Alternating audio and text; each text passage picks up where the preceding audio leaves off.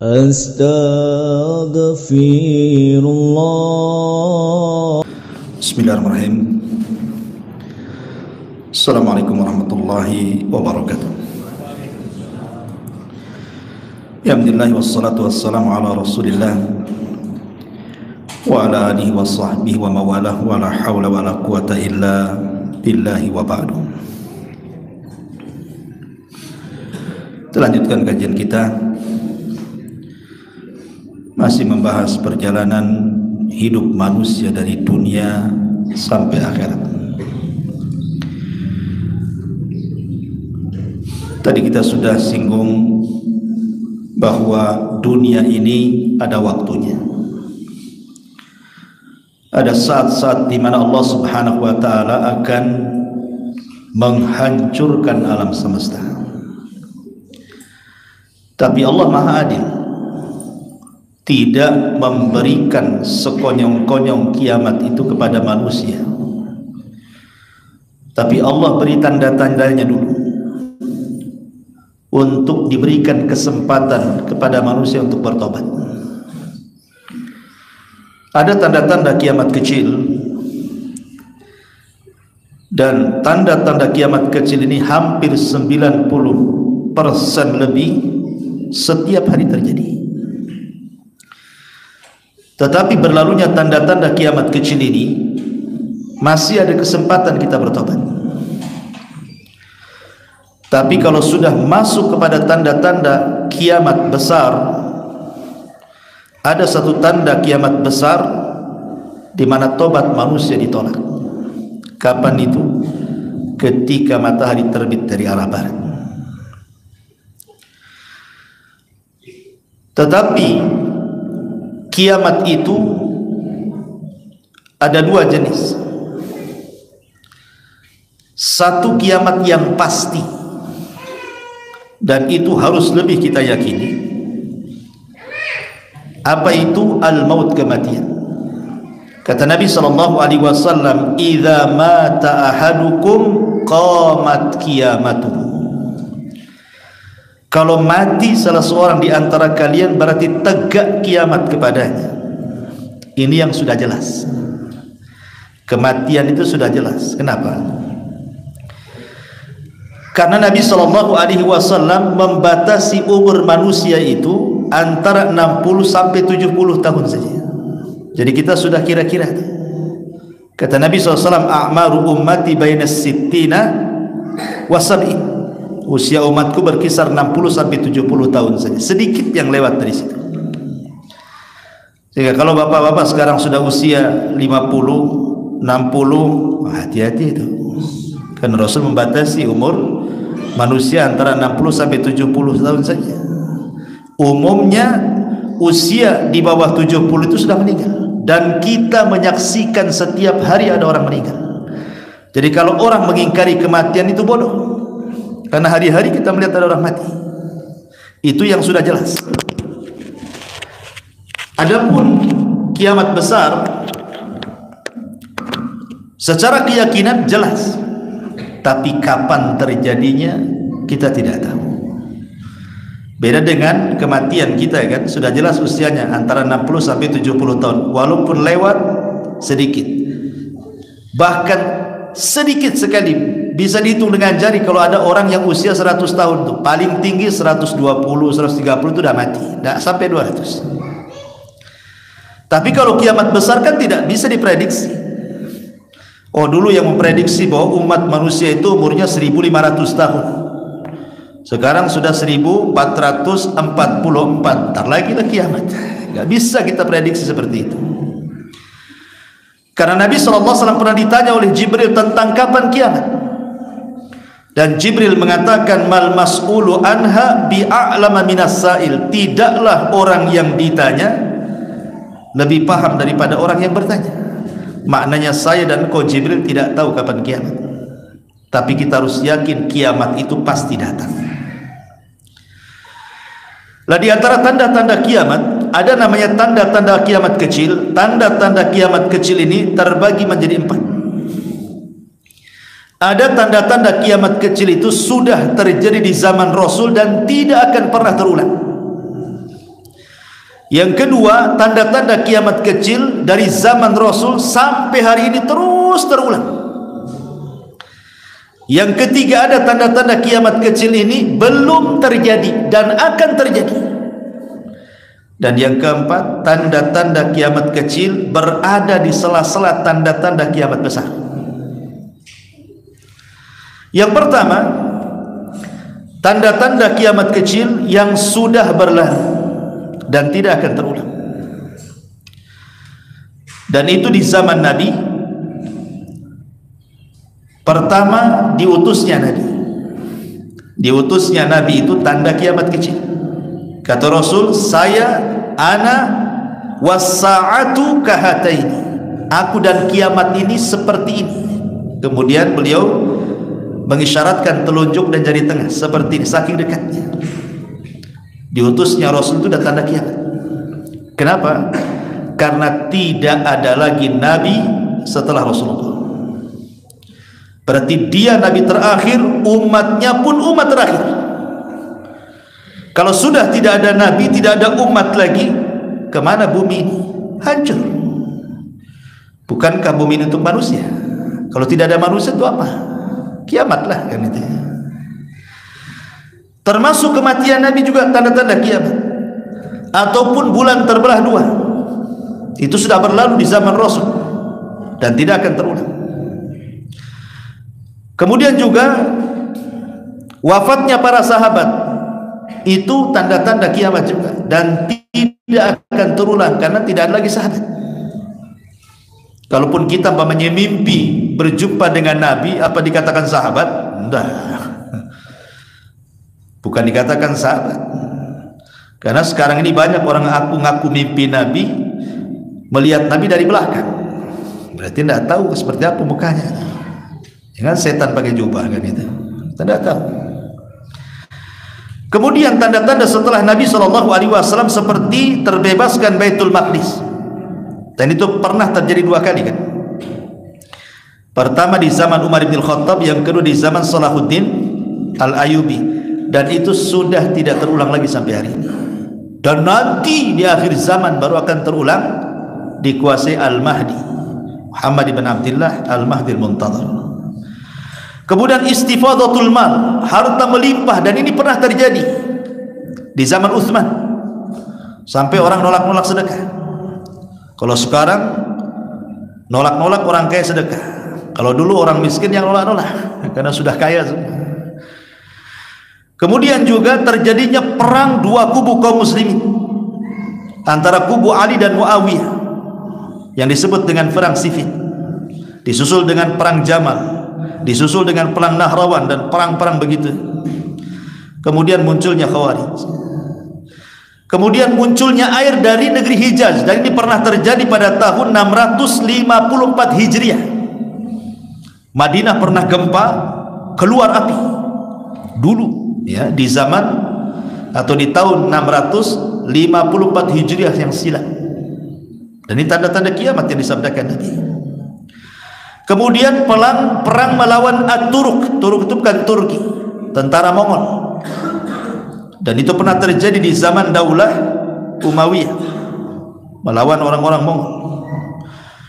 Kemudian juga terhentinya jizyah. Nah, ini tanda-tanda tidak akan terulang.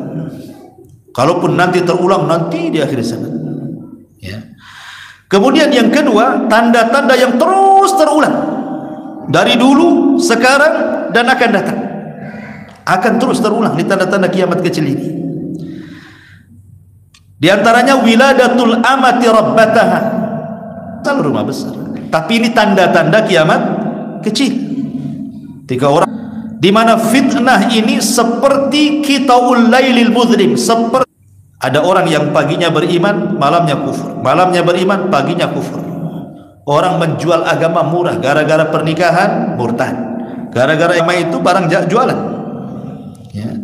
Dan ini terus terjadi seperti ini. Kemudian juga syuyul amni warraha, menyebarnya keamanan, ketentraman di negeri-negeri. Enggak seperti dulu. Sekarang kan enak, cari makan enak, semua serba enak. Alam bisa kita jangan bilang-bilang ya, akhirnya bilang-bilang. Itu malah dengarnya nggak bisa kita. Ya. Kemudian taslimul khassa, salam hanya diberikan kepada yang khusus saja. Kalau jamaah masjidnya assalamualaikum, kalau jamaah kalau dulu di pasar itu yang banyak laki-laki, sekarang yang banyak perempuan, atau perempuan laki-laki jadi satu di situ. Suami istri jualan. Harusnya istri di rumah, suami yang cari kerja kan itu ya. Tanda-tanda kiamat juga. Kemudian kitmatus syahadatil haq, menyembunyikan persaksian yang benar di persidangan. Saksi lo tahu ini hak, dibilang batil, dibayar. Hakim harus memutuskan yang hak dibayar, jadi yang batil. Tanda-tanda kiamat. Kemudian juga zuhurul fuhsyi wal bukhli, tersebarnya kebakhilan di mana-mana. Kadang-kadang saya heran di beberapa tempat tuh kalau saya safar itu masih ada aja celengan di tengah jalan. Rupanya saya bilang, ngapain ini celengan di tengah jalan? Lagi bangun masjid sebelah. Jadi minta uang sama yang pengendara. Pernah lihat ya, ada celengan di tengah jalan, rupanya ada pembangunan masjid sebelahnya. Kemana orang kaya di situ? Kemana? Rupanya saya lihat tuh masjidnya baru dibangun, rumahnya bagus-bagus di sekitar situ. Bakhil, ya kan? Kemudian juga ittikhadul adamul mubala'ati bimasdaril mali. Tidak peduli dengan mencari harta, dari halal kah dari haram, yang penting kaya. Kemudian kaumun yadribuna nas bisiyatin ka'adnabil baqar. Pemimpin-pemimpin zalim menghukum rakyatnya sesukanya. Kadang-kadang tidak bersalah menangkap saja. Dibuatnya pasal karet supaya masuk sufaha. Pemimpin jahil, bai'ul hukmi, jual beli hukum, kasratus syurat, banyaknya polisi, imaratun nuqsanil akli, pemimpin-pemimpin yang akalnya kurang. Termasuk intisaruz zina, menyebarnya zina di mana-mana. Kasratun nisa, perempuan jauh lebih banyak jumlahnya dibandingkan laki-laki. Irtikabul fahisyati ala tariq, orang berzina tengah jalan gak malu. Lihat anak-anak muda pacaran, peluk-pelukan, cium-ciuman, dilihat orang gak malu lagi, padahal bukan muhrim.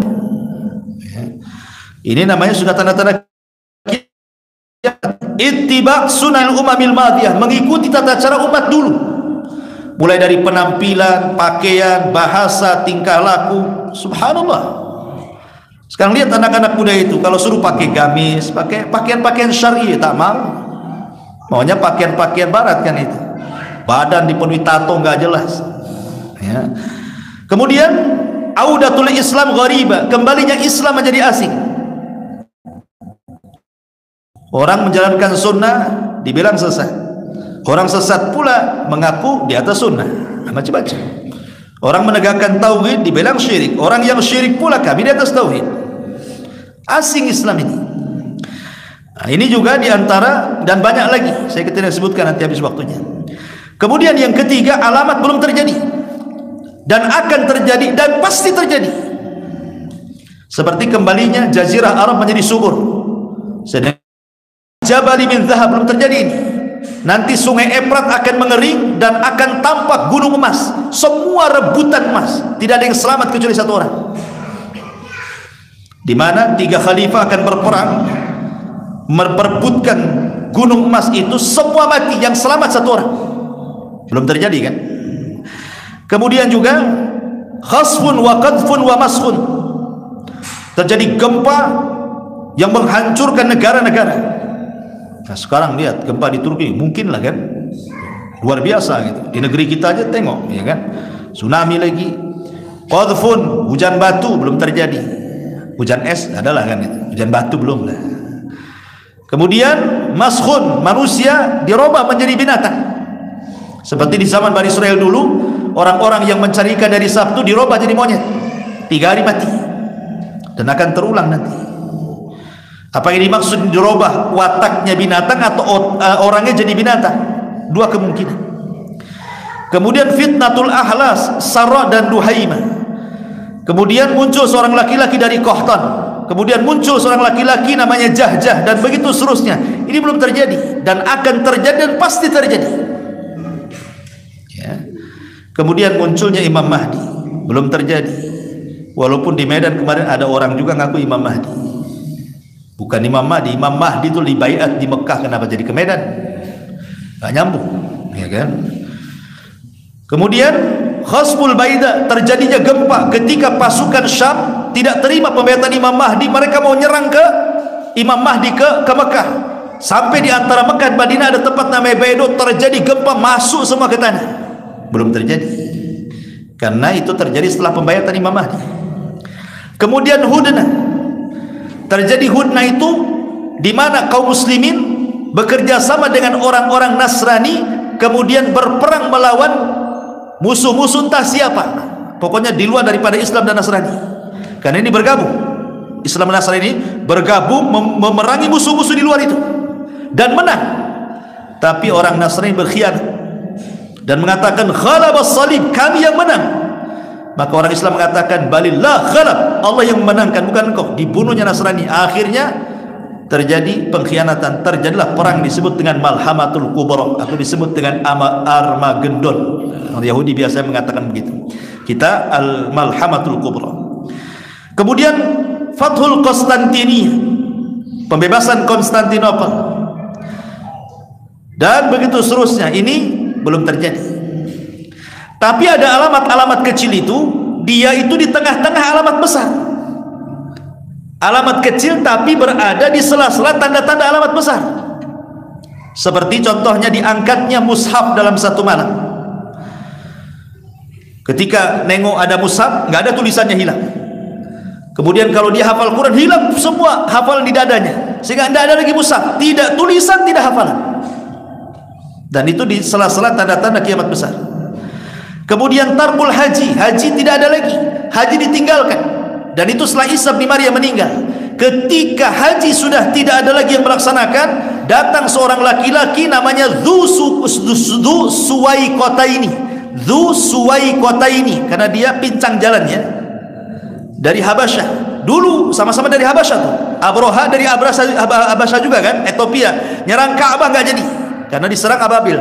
Tapi nanti dari Habasyah lagi datang namanya Dzu Suwaikotaini, yang pincang jalannya bawa pasukan menghancurkan Ka'bah sampai rata dengan tanah, diambil pembendaharaannya. Dan itu kejadian setelah Isa bin Maryam turun. Itu namanya di sela-sela tanda-tanda kiamat besar kan itu. Kemudian audatu ba'di qabailil Arab li ibadatil asnam, kembalinya orang Arab menjadi penyembah berhala. Makanya di antara pasukan Dajjal itu adalah orang-orang Arab jahil. Ya. Kemudian penghancuran Ka'bah, kemudian banyak lagi. Itu intinya di sela-sela kiamat besar. Saya singkat-singkat saja. Baru setelah itu masuk ke alamat kiamat besar, dan itu ada 10. Bedanya, kalau tanda-tanda alamat kecil itu muncul, nanti hilang lagi, nanti muncul lagi, hilang lagi, muncul lagi. Tapi tanda-tanda kiamat besar beda. Kalau sudah muncul yang satu, hilang satu, muncul dua, hilang dua, muncul tiga, terus beruntun, tidak ada jeda-jedanya sampai kiamat dibangkitkan. Itulah bedanya. Makanya akan sulit orang bertobat itu ketika mendapatkan tanda-tanda kiamat besar, karena dia beruntun. Kalau tanda-tanda kiamat kecil kan ada jedanya dia setelah kita bertobat. Dan itu diawali dengan keluarnya Imam Mahdi. Kemudian Imam Mahdi berperang melawan orang-orang Nasrani di Malhamatul Kubra, kemudian atau disebut dengan Armageddon. Disitulah ketika kaum muslimin menang, dan itu perang terbesar dunia yang tidak ada perang setelahnya. Itu paling besar perang itu, sampai burung yang terbang aja jatuh, saking besarnya perang itu. Ada yang mengatakan perang ini kembali kepada perang di zaman Nabi, karena teknologi sudah tidak ada lagi berfungsi mangkrak, nggak ada lagi bensinnya, hilang, kering semua tanah itu, nggak ada lagi petrol, nggak ada lagi. Sehingga kembali ke pedang, ke panah, ke tombak, ke kuda, ke unta, dan begitu seterusnya, ke bela diri gitu ya. Baru setelah itu khurujud Dajjal, muncul Dajjal. Dari mana muncul Dajjal? Dari negara yang mayoritas orang-orang Syiah. Mana? Iran, Khurasan. Khorasan itu negara yang mayoritas orang-orang Syiah di Iran sana, di Khorasan. Dajjal itu muncul di situ. Ya, di Khorasan. Kemudian mengarah ke mana? Ke Asfahan. Mengarah ke Asfahan. Di situ sudah ditunggu 70.000 Yahudi. Asfahan. Di mana Asfahan? Di Iran. Kemudian matinya di mana Dajjal? Di negeri yang mayoritas Yahudi. Di mana? Babul Lud. Jadi muncul di negeri yang mayoritas Syiah, meninggal di negeri yang mayoritas Yahudi. Seolah-olah ada hubung kait Syiah dengan Yahudi di sini. Muncul dari situ, mati pula dari situ. Ya. Dan Dajjal tidak lama. Awalnya ngaku orang soleh, meningkat ngaku nabi, meningkat pula ngaku Tuhan.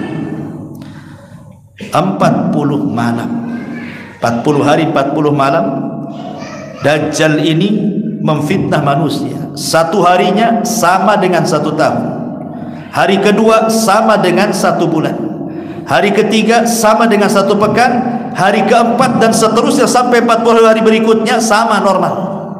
Maknanya Dajjal ini akan masuk ke daerah yang satu harinya sama dengan setahun, satu harinya sama dengan sebulan, satu harinya sama dengan sepekan. Maksudnya masuk ke daerah kutub. Kan kutub kan lama-lama tuh harinya. Baru 3 hari ke daerah kutub, selepasnya ke daerah-daerah normal. Tidak ada satu tempat kecuali diinjak Dajjal, termasuk Tarempa. Jangan salah, masuk juga ke Anambas. Hati-hati rumah antum, karena tidak ada satupun tanah kecuali diinjak Dajjal. Yang tidak dimasuki Dajjal cuma 3, ya, Mekah, Madinah, kemudian Al-Quds, ya. Tapi yang hadis yang jelas adalah Mekah dan Madinah, karena dijaga malaikat, tidak bisa masuk. Dajjal itu hanya melihat saja ke Madinah dari jauh, tidak bisa dia melewati tanah haram, sehingga dia goyangkan kakinya ke tanah, terjadi gempa, sehingga orang Mekah, Madinah ketakutan. Yang munafik-munafik itu keluar jadi pengikut Dajjal. Hanya bertahan orang-orang yang beriman saja. Kemudian Dajjal memfitnah manusia dengan berbagai macam fitnah. Bahaya Dajjal ini. Lah baru kemudian, karena Al-Mahdi tidak bisa memerangi Dajjal, karena Dajjal pasukannya banyak, makin hari makin banyak pengikutnya, akhirnya dia pun bersembunyi Al-Mahdi dengan kaum muslimin di Bukit Tur, dikepung, nggak bisa turun. Sampai kepala kerbau lebih berharga dibandingkan dinar dan dirham. Kelaparan mereka. Akhirnya mereka sudah putus asa, daripada kita mati konyol nggak jelas, bagus kita bertempur mati syahid saja. Akhirnya ketika mereka sudah berazam besok akan turun, disitulah Allah turunkan Isa bin Maryam. Turun diapit 2 malaikat, kemudian turun di menara putih. Di mana menara putih? Di Damaskus. Menaranya ada sekarang, ya, sudah ada menaranya. Turun di situ. Kemudian bergabung ke tentara Al-Mahdi di waktu tepat ketika muadzin setelah mengumandangkan azan, dia datang. Dan orang tahu itu Isa bin Maryam. Dari mana? Dari ciri-ciri yang disabdakan Nabi. Makanya Imam Mahdi mengatakan, taqaddam ya Ruhul Qudus, kau jadi imam. Kata Isa, tidak, setiap kaum ada imamnya, aku jadi makmum, kau jadi imam. Maka Isa pun jadi makmum mengikuti syariat Rasul, dan yang menjadi imam Al-Mahdi Al-Muntadhar Muhammad ibn Abdullah. Lah, dari sini bantahan kepada orang-orang Yahudi dan Nasrani. Pertama kepada orang Yahudi yang mengatakan bahwa Isa itu sudah kami bunuh, sudah kami salib. Maka Islam katakan Isa lo belum mati, belum disalib, belum dibunuh. Nih turun, ada orangnya. Bisa ditanya kan itu. Dan bantahan juga kepada orang Nasrani, kalau dia itu anak Tuhan, satu di antara 3 Tuhan, atau dia Tuhan itu sendiri. Masa Tuhan sholat di belakang Al-Mahdi lagi? Siapa yang disembah, siapa yang nyembah? Kok sholat pula kan gitu ya? Berarti dia bukan Tuhan, dia adalah hamba Allah dan Rasulnya. Selesai sampai di sini, ya. Baru setelah itu Isa bin Maryam setelah sholat subuh dikumpulkan para tentara itu, kemudian diusap wajahnya satu-satu. kemudian menyebutkan manzilah dia di sorga. Subhanallah, bukan dikatakan kalian akan masuk sorga, tapi Isa menyebutkan kedudukannya di sorga. Tidak ada manusia yang lebih bahagia dibandingkan orang yang diusap Isa bin Maryam kali itu. Kemudian Isa mengatakan, aku beri kau 3 pilihan. 1, kalian tidak usah berperang. Aku akan berdoa kepada Allah supaya Allah mengirimkan pasukan yang bukan kalian, mereka yang akan menghancurkan Dajjal. 2, kalian tidak usah berperang. Aku akan berdoa kepada Allah supaya Allah mengirimkan bencana besar kepada Dajjal dan pasukannya, mereka akan binasa.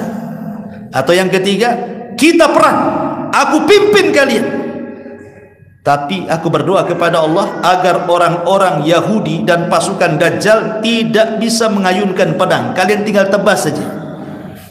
Milih mana? Milih ketiga. Oke, karena tidak bisa mengayunkan pedang mereka, berarti tinggal tebas-tebas saja kan itu. Adapun Dajjal aku yang hadapi, kata Isa. Turunlah pasukan habis subuh. Dari sini ada jenderal Israel mengatakan, kalau seandainya kaum muslimin itu sholat subuh sebanyak sholat Jumat, pasti Israel kalah. Kalau orang-orang Palestina sholat subuh sebanyak sholat Jumat, pasti kami kalah. Kenapa? Karena kekalahan Yahudi di akhir zaman dilakukan oleh Isa setelah sholat subuh. Makanya sholat subuh itu sholat luar biasa, jangan tinggalkan. Ya, di situ ada angin soba. Kata Nabi SAW, nusirtu bis soba wa uhlikatil adu bid-dabur. Aku ditolong dengan angin soba dan kaum Ad dihancurkan dengan angin sore. Makanya kalau pulang habis subuh, buka jendela, buka pintu, kecuali sekarang lagi ada angin, jangan lagi. Maksudnya kalau nggak musim angin, bukalah pintu jendela habis subuh itu supaya angin soba masuk, itu angin berkah. Jangan pulang habis subuh, tutup jendela, tutup pintu, matikan listrik, gelap lagi, malam lagi, tidur lagi, kan hilang berkahnya. Ya. Akhirnya ketika kemudian mereka berperang, Dajjal tahu itu Isa, seperti lilin kena bakar, layu, lari dia, lari ke barat, ke timur, dikejar sama Isa. Akhirnya mentok di Babi Lut. Isa mengeluarkan tombaknya, kemudian menombak Dajjal. Setelah mati, dipenggal kepalanya, diangkat kepalanya di hadapan pasukannya. Ketika melihat pimpinan mereka Dajjal itu mati, tunggang langgang pasukannya. Sebagian mereka sembunyi di pohon, pohon pula bisa bicara, hei muslim, Yahudi di belakang saya, bunuh dia. Mati kena bunuh. Ada sembunyi di batu, batu pula bisa bicara, muslim Yahudi di balik batu saya.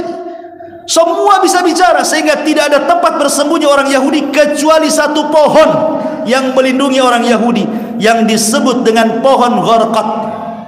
Makanya orang Israel, bocor hadis ini sama mereka, nanam pohon Gharqad banyak-banyak. Sempat juga kebakaran tuh, ditanam lagi kan gitu. Subhanallah.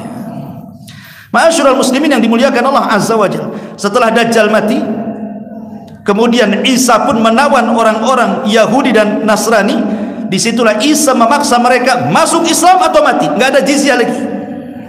Wa imin ahlil kitab illa la yu'minanna bihi qabla mautihi. Tidaklah dari ahli kitab kecuali akan beriman sebelum kematian Isa. Maka ketika itu semua ahli kitab kebanyakan mereka beriman, sebab kalau tidak mereka mati, kecuali yang sembunyi-sembunyi saja. Dan ketika itulah bumi diberkahi. Kenapa? Karena semua beriman. Saking berkahnya bumi menunjukkan keberkahannya, sampai pohon delima itu buahnya, kalau seandainya orang masuk ke cangkangnya, 10 orang masuk. Segede apa tuh delimanya tuh? Kalau cangkangnya 10 orang masuk tuh, berarti satu desa itu satu kenyang itu, menunjukkan berkahnya bumi. Tapi tidak lama, rupanya Allah kirim alamat tanda kiamat yang berikutnya. Apa? Yang ketiga, khuruj Ya'juj wa Ma'juj, keluar Ya'juj dan Ma'juj. Benteng yang pernah dibangun Dzulqarnain jebol, sampai-sampai Allah mengatakan, min kulli hadabin yansilun, mereka keluar seperti air bah, air yang turun dari gunung, saking banyaknya jumlahnya itu. Bayangkan jumlahnya itu, satu dari kita 999 dari mereka. Makanya Rasul mengatakan, kalau keluar Ya'juj dan Ma'juj jangan dilawan. Mereka kaum yang tidak bisa dibunuh dan tidak diperangi, sebaiknya sembunyi. Gimana bisa menang? Antum lawan 999, lawan 10 aja sudah KO. Ini lawan kita 1 berbanding 999, dari mana menangnya? Makanya Isa sendiri sembunyi di Bukit Tur bersama kaum muslimin. Akhirnya Ya'juj dan Ma'juj merusak. Setiap melihat pantai, kering diminumnya. Masuk ke hutan yang hijau, menjadi kering. Pokoknya perusak. Dia akan membantai di luar rasnya, bukan hanya membunuh, memakan kanibal. Sehingga ketika tidak ada ras kecuali Ya'juj dan Ma'juj di dunia ini, sombong mereka, merasa sudah menguasai bumi. Dia lihat ke langit, kemudian mengatakan, qatalna fil ardi sanaqtuluhu man fis sama, katanya. Kami sudah bantai semua orang yang ada di bumi. Sekarang yang di langit ku bantai juga, katanya. Akhirnya diarahkan panah tombak mereka ke langit, dilesatkan ke langit. Allah hendak menipu, Allah hendak memberikan tipu daya. Silahkan kalian buat tipu daya, ya. Innahum yakiduna kaida wa akidu kaida. Kalian buat tipu daya, aku pun punya tipu daya. Allah buat tipu daya, dilesatkan, disedot panah tombak itu sampai ke awan, sampai nggak nampak lagi. Kemudian Allah kembalikan, di ujung-ujungnya seolah-olah ada darah, seolah-olah mereka sudah membunuh orang-orang yang di langit, makhluk yang ada di langit. Padahal untuk pedaya Allah, nggak ada yang mati di langit. Makin sombong. Maka Isa bin Maryam berdoa agar dikirim azab kepada mereka. Maka Allah kirim dud. Tahu dud? Dud itu ulat. Entah berapa jumlah ulat itu. Setiap Ya'juj dan Ma'juj dikirim satu ulat, kemudian menggigit tengkuknya. Satu mati, semua mati. Subhanallah. Kematian aneh. Ibaratnya nih, lampu listrik banyak di sini, ada 100 lampu nih. Kemudian stok kontaknya di sini. Jadi sekali stok kontak itu mati semua. Itu maksudnya. Paham nggak? Jadi satu mati, mati semua. Bayangkan azabnya Allah itu kepada Ya'juj dan Ma'juj. Akhirnya setelah Ya'juj dan Ma'juj mati, kan tidak ada tanah kecuali bangkainya. Bingung tuh gimana cara membersihkannya. Isa berdoa kepada Allah, datangkan burung sebesar unta, entah dibawa kemana bangkai-bangkai Ya'juj dan Ma'juj itu, ke laut mana, dicampakkan sana sampai bersih. Tapi tidak bersih juga. Ketika itu yang untung adalah hewan-hewan pemakan daging, gemuk mereka. Banyak bangkainya Ya'juj dan Ma'juj. Habis itu Allah kirim hujan membersihkan dan kembali lagi subur. Maka Isa kemudian sempat haji dan umrah, kemudian meninggal. Disinilah tidak ada orang haji datang Duswai kota ini menghancurkan Ka'bah. Kemudian diserang oleh kabilah Himyar, menang. Dan begitu seterusnya, panjang ceritanya. Yang jelas bahwa ketika kemudian Isa sudah meninggal, disinilah tanda, 3 tanda pertama yang berkaitan dengan bumi. Maka tanda kiamat pertengahan itu bicara langit. Ya, ini yang pertama bicara bumi. Ini yang ketiga setelahnya bicara langit. Muncul dukhon. Yang Ramadan tahun kemarin tak jadi itu. Muncul dukhon, asap hitam pekat ada di langit. Semua menaungi. Kalau itu asap tersedot kaum muslimin paling pilek. Tapi kalau disedot orang kafir bisa mengeluarkan darah, kesakitan yang luar biasa. Manusia berdoa dan mengatakan, Rabbana kshif annal adzab inna muqinun. Ya Rabb, tolonglah singkaplah ini dukhon ini, asap tebal ini. Kami yakin akan beriman. Akhirnya Allah angkat azabnya, tak beriman juga. Ketika itulah, ketika mereka sedang nyenyak tidur di pagi hari subuh, orang beriman biasa ke masjid sholat subuh. Tapi orang kafir, munafik, orang fasik nggak bangun dia. Ketika mereka harus bangun, matahari terbit, matahari pula tak terbit. Ditunggu sampai zuhur tak terbit. Ditunggu sampai asar tak terbit. Ditunggu yang harusnya matahari terbenam, tiba-tiba muncul. Dari mana? Arah barat. Ketika itulah manusia satu dunia menangis. Yang nyembah berhala dicampakkan berhalanya. Yang maksiat berhenti maksiatnya. Yang tidak sholat. Semua orang jadi baik. Tapi apa manfaatnya? Ketika matahari terbit dari arah barat, walaupun ada campakan berhala, tidak akan diterima. karena tobat sudah tertutup di situ. Percuma lagi.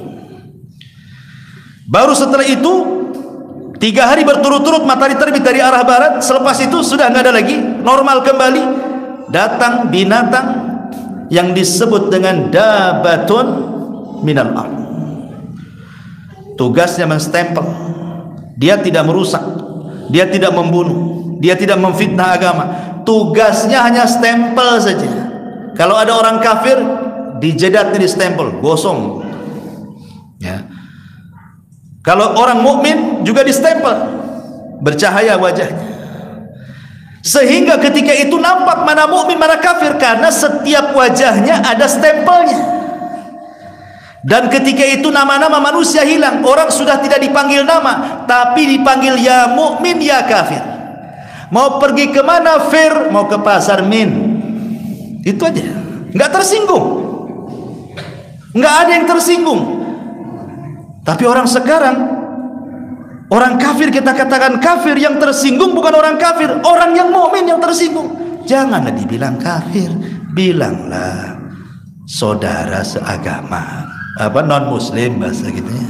Bilang non muslim, jangan kafir, keras sekali. Yang bilang kafir loh Allah dalam Quran. Lam yakunil ladina kafaru, jelas tuh kafir. Lam yakunil non muslim, gimana itu bahasanya? Susah juga Quran mau dibilang non muslim. Ya. Lah setelah kemudian dabatul ardi ini hilang, mati, maka alamat berikutnya alamat kehancuran. Khasfun bil masyrik. Tiba-tiba ada gempa yang menghancurkan negara-negara yang ada di timur. Orang-orang yang ada di barat bingung, kok di timur ada gempa menghabiskan negara-negara di timur. Setelah itu disusul gempa dari negara-negara barat, hancur semuanya. Terakhir gempa di Jazirah Arab. Ini sudah 9 tanda. Gempa 3 kali. Yang terakhir keluar api tiba-tiba, negeri Yaman Aden itu belah. Muncul api dari perut bumi. Kemudian api ini makin besar, makin besar, makin besar. Kemudian dari Hijaz, Mekah dan Madinah juga sama, keluar api. Bersatulah 2 api besar ini, api Hijaz dan api Aden Yaman. Untuk apa? Digiringnya manusia.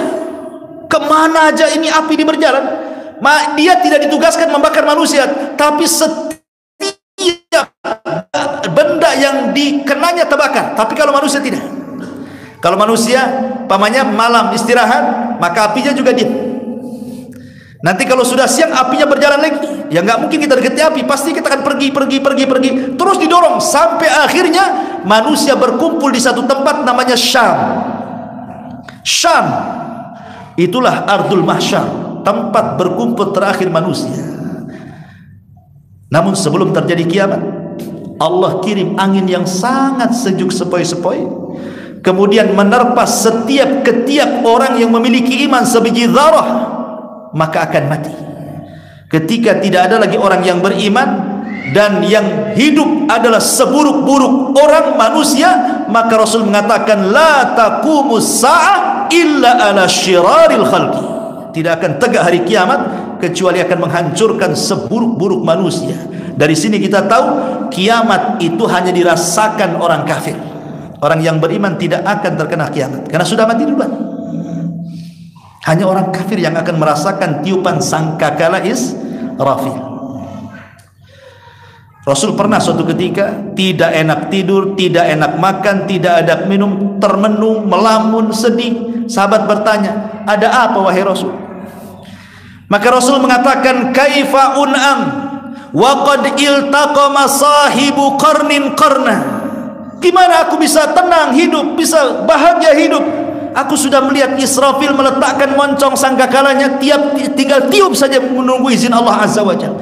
Jadi Israfil itu sudah mulai meletakkan sangkakalanya ketika Rasul diutus. Sebelumnya tidak diletakkan. Ketika Rasul diutus mulai diletakkan. Karena Rasulullah Nabi terakhir dan umat Islam umat terakhir. Setelah itu kiamat. Ma'asyiral muslimin yang dimuliakan Allah Azza wa Jalla, setelah kemudian berlalu tanda-tanda kiamat besar, kemudian berlalu tanda-tanda kiamat tanda-tanda kiamat kecil, kemudian tanda-tanda kiamat besar, disinilah terjadi kiamatul kubra. Idza zulzilatil ardu zilzalaha, apabila bumi digempakan sekali gempa. Allah nisbatkan zilzalaha, ada haknya di situ. Allah tidak mengatakan idza zulzilatil ardu zilzalan, tidak, tapi Allah katakan idza zulzilatil ardu zilzalaha. Ha ini kata ganti, dhamir dalam bahasa Arabnya. Kembali ke mana? Kembali ke bumi. Artinya gempa dinisbatkan kepada bumi, maknanya satu bumi gempa. Kalau gempa sekarang di Turki gempa, di kita tidak. Di kita gempa, negara lain tidak. Tapi nanti kiamat itu gempanya dinasabkan ke bumi, artinya satu bumi gempa. Kalau satu bumi gempa, mau pergi kemana?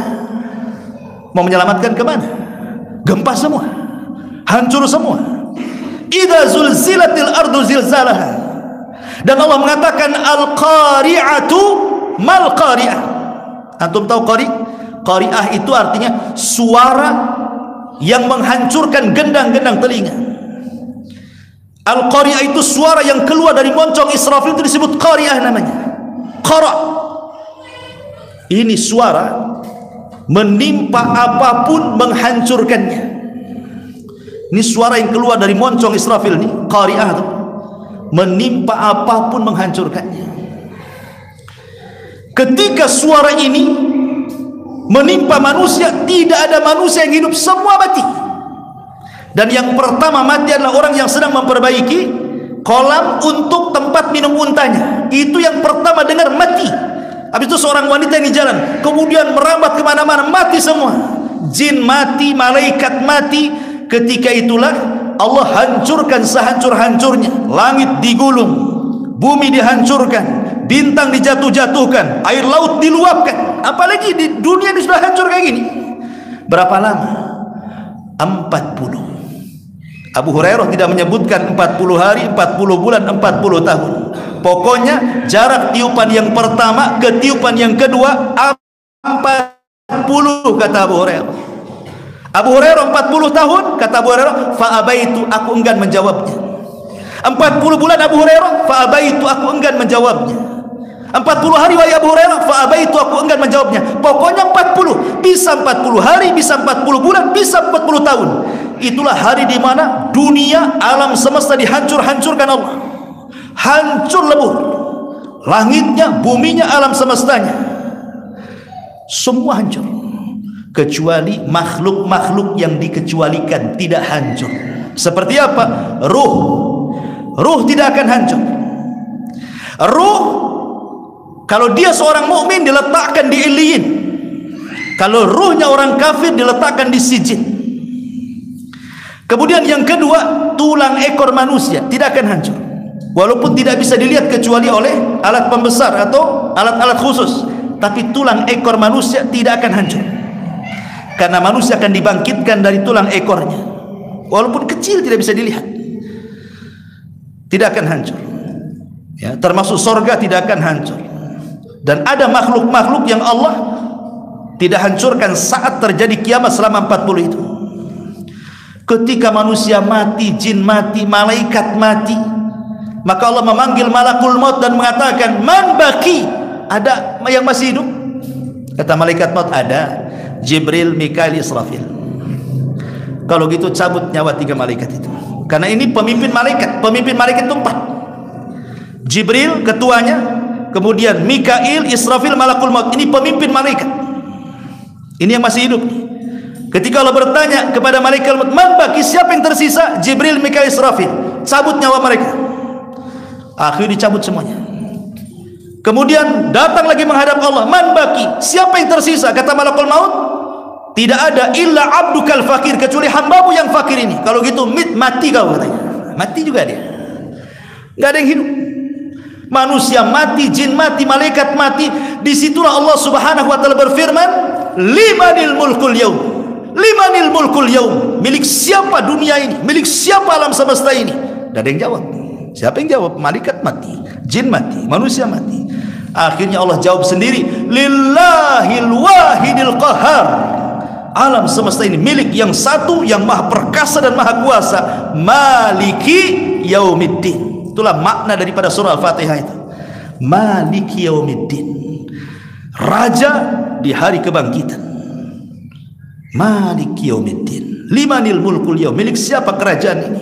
Lillah, milik Allah, al-wahid yang maha esa, al-qahar yang maha perkasa. Baru setelah itu Allah bangkitkan Israfil untuk meniup sangkakala kedua kali. Maka Israfil meniup sangkakala kedua kalinya, disitulah disebut dengan yaumul ba'thi wan nusyur, hari di mana manusia dibangkitkan. Hari di mana manusia dibangkitkan, bangkit semua manusia. Jadi tulang-tulang ekor itu dari sejak Adam sampai yang terakhir mati, Allah turunkan hujan. Allah turunkan hujan. Air hujan itulah kemudian menembus setiap tulang ekor semua manusia yang hidup sejak zaman Adam sampai yang terakhir mati. Tiba-tiba dari tulang ekor itu tumbuh seperti kacang tumbuh, jadi manusia lagi. Tulangnya kembali, dagingnya kembali, tapi masih mati. Kemudian Allah katakan, wa alqat ma fiha wa takhallat. Kami angkat jasad-jasad di dalam bumi itu, dilempar ke permukaan. Wa akhrajatil ardu athqalaha. Kami keluarkan beban-beban berat bumi, maksudnya manusia-manusia, sehingga jasad bergelimpangan di mana-mana. Dan itu sudah Allah ganti bumi yang kita pijak dengan bumi mahsyar, yauma tubaddalul ardu ghairal ardi. Pada hari kami hancurkan bumi dan kami ganti bumi dengan bumi yang baru. Bumi yang baru itu tidak seperti bumi lama, tapi bumi padang mahsyar, bumi ini juga yang kita pijak, cuman dibentuk dengan bentuk yang berbeda.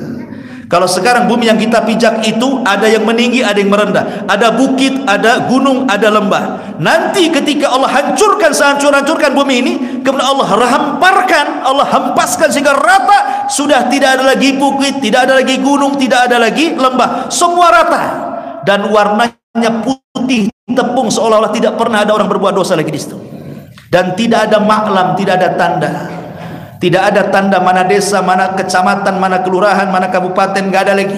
Nggak ada lagi tanda-tanda jalan. Nggak ada lagi. Semua putih. Sehingga tidak bisa mengklaim ini kapling saya. Mana surat kaplingnya? Nggak ada. Karena putih semua. Disitulah manusia, ma'asyiral muslimin, yang dimuliakan Allah Azza wa Jalla.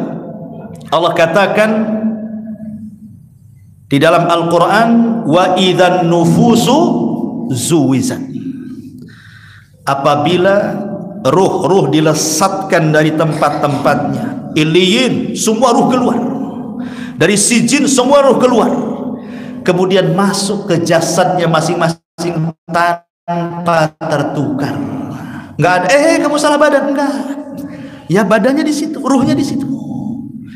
Disitulah manusia dibangkitkan oleh Allah Subhanahu wa taala.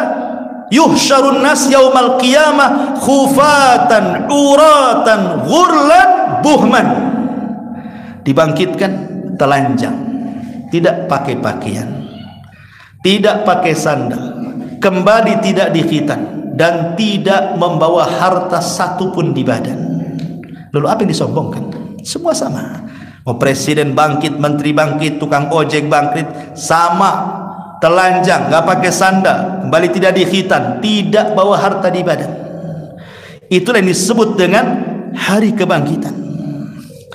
Ma'asyiral muslimin yang dimuliakan Allah Azza wa Jalla. Ketika itu manusia tidak lagi berpikir kepada siapapun. Ketika itu manusia tidak berpikir kepada siapapun. Dia tidak ingat bapaknya, tidak ingat ibunya, tidak ingat pasangan, tidak anak-anaknya. Bingung.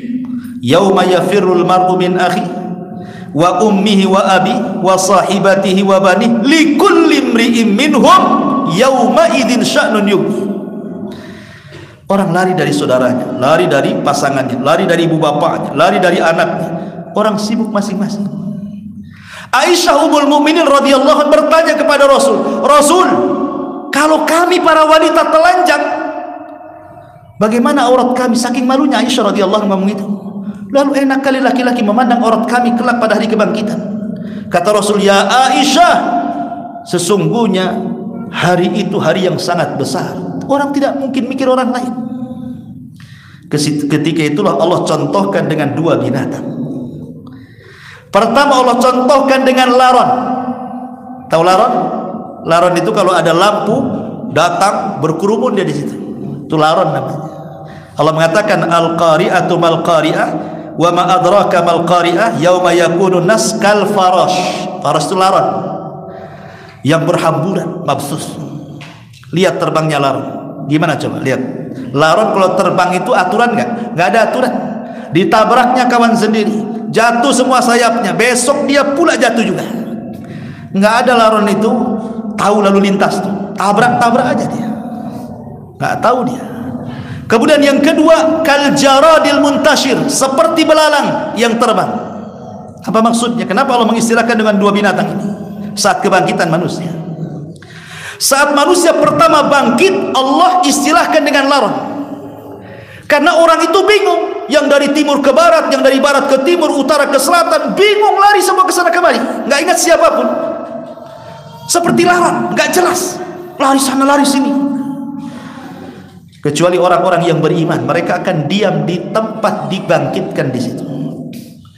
Adapun orang-orang kafir, mereka mengatakan, ya wailana man ba'atsana mim marqadina, dalam surah Yasin. Celaka kami, siapa yang membangkitkan kami ini, katanya. Kami sudah tidur enak dibangkit-bangkitkan pula. Bingung mereka. Dijawab oleh orang-orang yang beriman dan mengatakan, orang-orang yang beriman, ketika orang kafir mengatakan ya wailana man ba'atsana mim marqadina, orang-orang yang beriman mengatakan hada ma wa'adar rahman wa sadaqal mursalun. Ini janji Allah, sudah benarlah apa yang dijanjikan para rasul kepada kami. Makanya orang-orang yang beriman sedikit tenang. Di sampingnya keluarga-keluarga yang beriman masih berkumpul di sekitar situ. Walladzina amanu thumma walladzina amanu wattabatum walladzina amanu thumma, gimana itu ayatnya? Dulu lupa. Dan orang-orang yang beriman kemudian diikuti keimanannya kepada keluarganya. Alhaqna bihim dzurriyyatahum, kami kumpulkan yang beriman itu. Jadi minimalnya ketika dikumpulkan mereka kumpul, tapi orang kafir ngacir sana sini. Baru setelah itu ada panggilan di satu titik, maka mereka diistilahkan kal jarad, seperti belalang. Baru aturan. Pamannya ada panggilan sebelah sana, semua bergerak ke sana. Makanya Allah istilahkan yang kedua dengan kalimat al-jarad, seperti belalang. Sebab kalau belalang bersama koloninya, itu kalau terbang ada aturannya. Lain dengan laron, nggak ada aturannya. Maka kemudian ada panggilan di satu titik, sehingga Allah mengatakan dalam sebuah ayat tentang panggilan ini, fatawalla anhum yawma yad'u da'i ila syai'in nukrin khusya'an absaruhum yakhrujuna minal ajdasi ka'annahum jaradun muntashir. Maka berpalinglah engkau Muhammad dari mereka pada hari ketika menyeru malaikat mengajak mereka kepada satu tempat, maka mereka pun terbelalak mata-mata mereka ketika mereka keluar dari kuburan-kuburan mereka, seakan-akan belalang yang berterbangan. Mulailah mereka ke satu titik. Nah, itulah titik, itulah disebut padang mahsyar. Disitulah manusia berkumpul. Di padang mahsyar itulah manusia dikumpulkan. Lah ketika orang itu dibangkitkan kemudian lari ke sana kemari menuju titik panggilan itu, entah berapa jaraknya kita tidak tahu. Wallahu a'lam, Allah yang tahu. Tapi semua orang mengarah ke titik itu. Jaraknya berapa kilo, berapa mil, Allahu a'lam. Disinilah terjadi kesulitan yang hebat bagi manusia. Kenapa?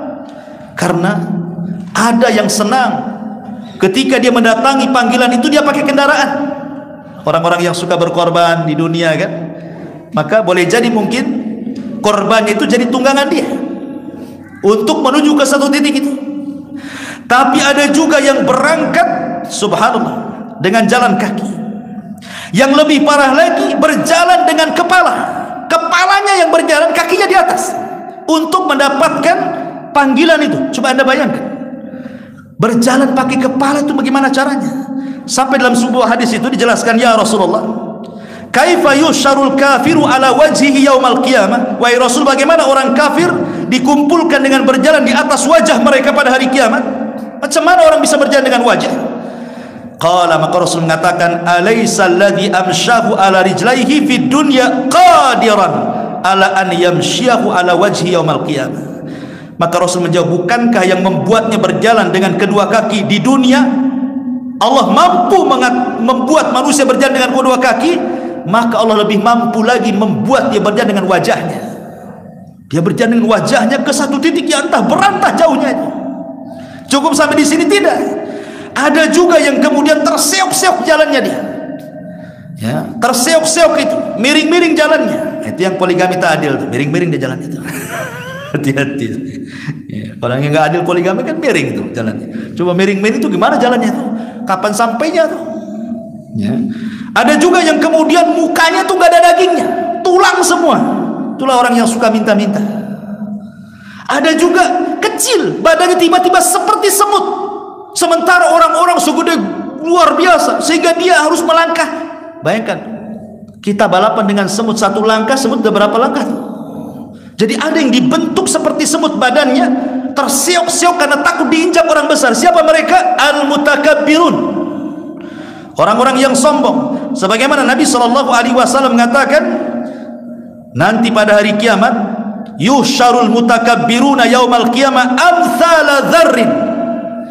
Orang-orang yang sombong merasa besar di dunia, Allah kecilkan badannya seperti semut. Itu untuk datang ke panggilan itu tak lama dia. Luar biasa, ikhwannya. Ataupun ada orang dibutakan, buta matanya. Coba bayangkan orang buta jalan cemana, coba nabrak-nabrak kan gitu. Dibutakan matanya, seperti Allah mengatakan, wa man a'rada an dzikri fa inna lahu ma'isyatan dhanka wa nahsyuruhu yaumal qiyamati a'ma.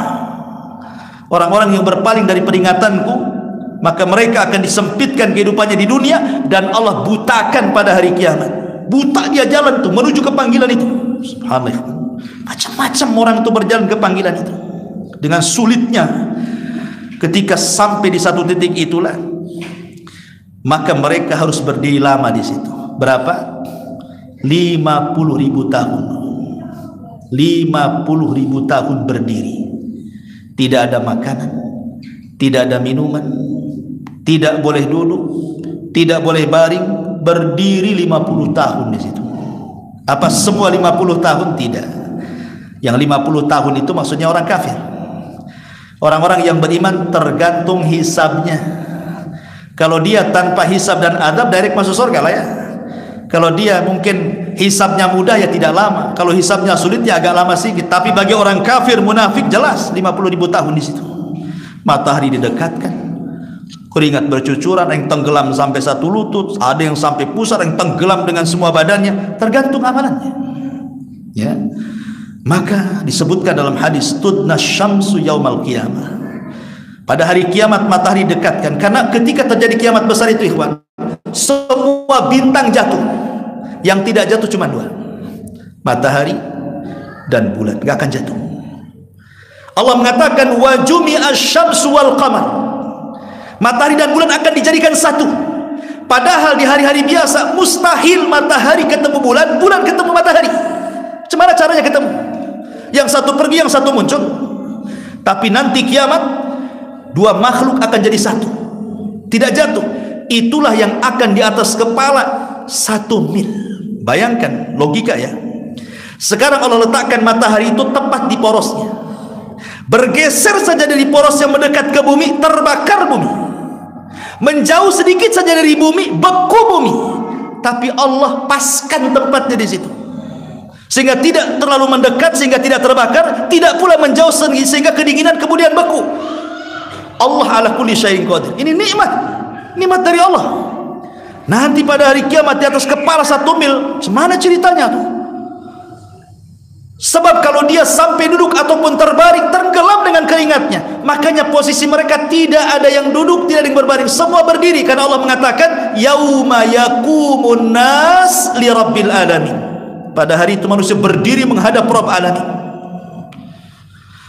Masyarul muslimin yang dimuliakan Allah Azza wa Jalla, ketika itulah manusia ketakutan luar biasa. Kenapa?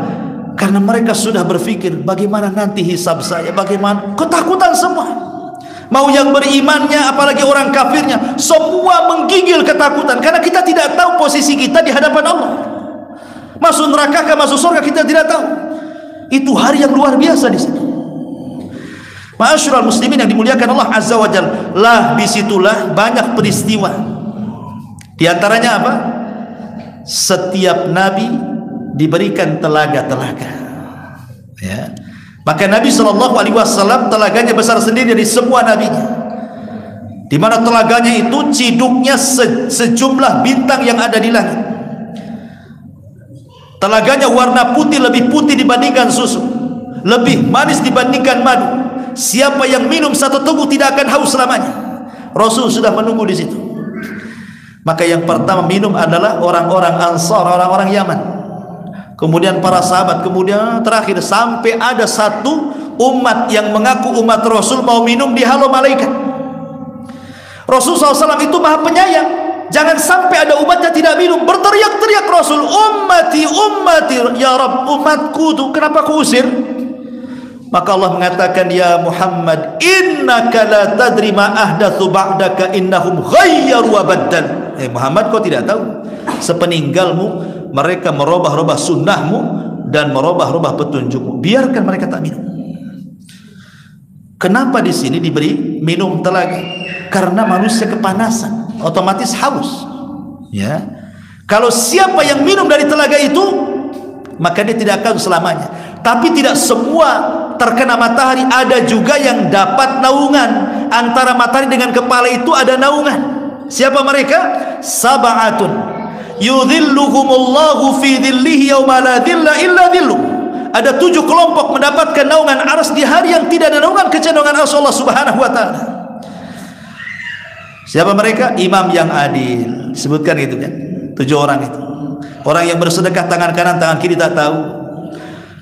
Orang yang malam-malam bangun tidak ada yang tahu kecuali dia dengan Allah dia menangis. Ada orang-orang yang hendak berzina, takut berzina, kemudian dia bertobat. Ada orang yang macam-macam yang dapat naungan itu. Jadi tidak semua tuh kena matahari gitu. Lah ketika itulah kemudian setelah manusia bingung, ini harus ngapain kami di sini ini? Maka mereka mulai mendatangi para nabi mereka. Manusia berkumpul dengan orang-orang berakalnya. Ayo kita datang kepada Nabi Adam. Cobalah Adam ngomong sama Allah. Datanglah mereka semua kepada Adam. Ya Adam, anta abul bashar. Adam, kau ini bapak manusia. Isfa' lana ila rabbik. Mintalah syafaat kepada Rabbmu untuk kami. Ala taro ila ma nahnu fi. Tidakkah kau melihat iba kami susah di sini? Tapi Adam mengatakan, nafsi, urus diri kalian, aku tidak bisa. Karena Allah pernah murka kepadaku dengan murka yang belum pernah murka sebelum dan sesudahnya. Aku dah makan buah larangan, diusir dari surga, tidak bisa. Urus diri kalian. Datang ke Nuh sana. Orang datang ke Nuh. Ya Nuh, isfa' lana ila rabbik. Ala taro ila ma nahnu fi. Nuh, mintalah syafaat kepada Rabbmu. Gimana nasib kami ini? Tengok kami. Masa kau tidak iba? Kata Nuh, aku tidak bisa. Tidak bisa menolong kalian. Nafsi, urus diri kalian. Aku pernah berbuat dosa, tidak bisa. Aku pernah berdoa kehancuran kaumku. Rabbi la tadhar 'alal ardi minal kafirina dayyara. Ya Allah, jangan ada satu jiwa di permukaan orang kafir hidup, katanya. Aku sudah berdoa kehancuran kaumku. Enggak usah. Datang kau ke Ibrahim, katanya. Datang semua kepada Ibrahim. Ya Ibrahim, anta Khalilur Rahman, isfa' lana ila rabbik. Ala tara ila ma nahnu fi. Hai Ibrahim, minta syafaat kepada Rabbmu. Tidakkah kau iba melihat kami? Maka Ibrahim mengatakan, nafsi, urus diri kalian. Aku tidak bisa, karena aku pernah berdusta dengan 3 kali dusta. Maksudnya 3 kali dusta ini, pertama berdusta kepada ayahnya. Ketika ayahnya ngomong, Ibrahim kecil-kecil itu masih remaja, Ibrahim, ini Namrud buat acara, ayo kita datang. Kata Ibrahim, enggak, ini sakim, aku lagi sakit. Padahal sehatnya. Karena Ibrahim merencanakan apa? Menghancurkan patung. Ya, pura-pura dia sakit. Bapaknya berangkat sendiri. Bapaknya berangkat, sehat dia. Ambil palu, masuk pula ke istana Namrud. Dihabisinya tuh patung-patung Namrud. Habis acara kerajaan, para pejabat masuk mau nyembah berhala, hancur lebur berhalanya. Cuman satu yang terus yang paling besar. Di intel ketahuan Ibrahim pula. Panggil Ibrahim, ya Ibrahim, a anta fa'alta bi alihatina ya Ibrahim. Ibrahim, engkau yang menghancurkan patung kami.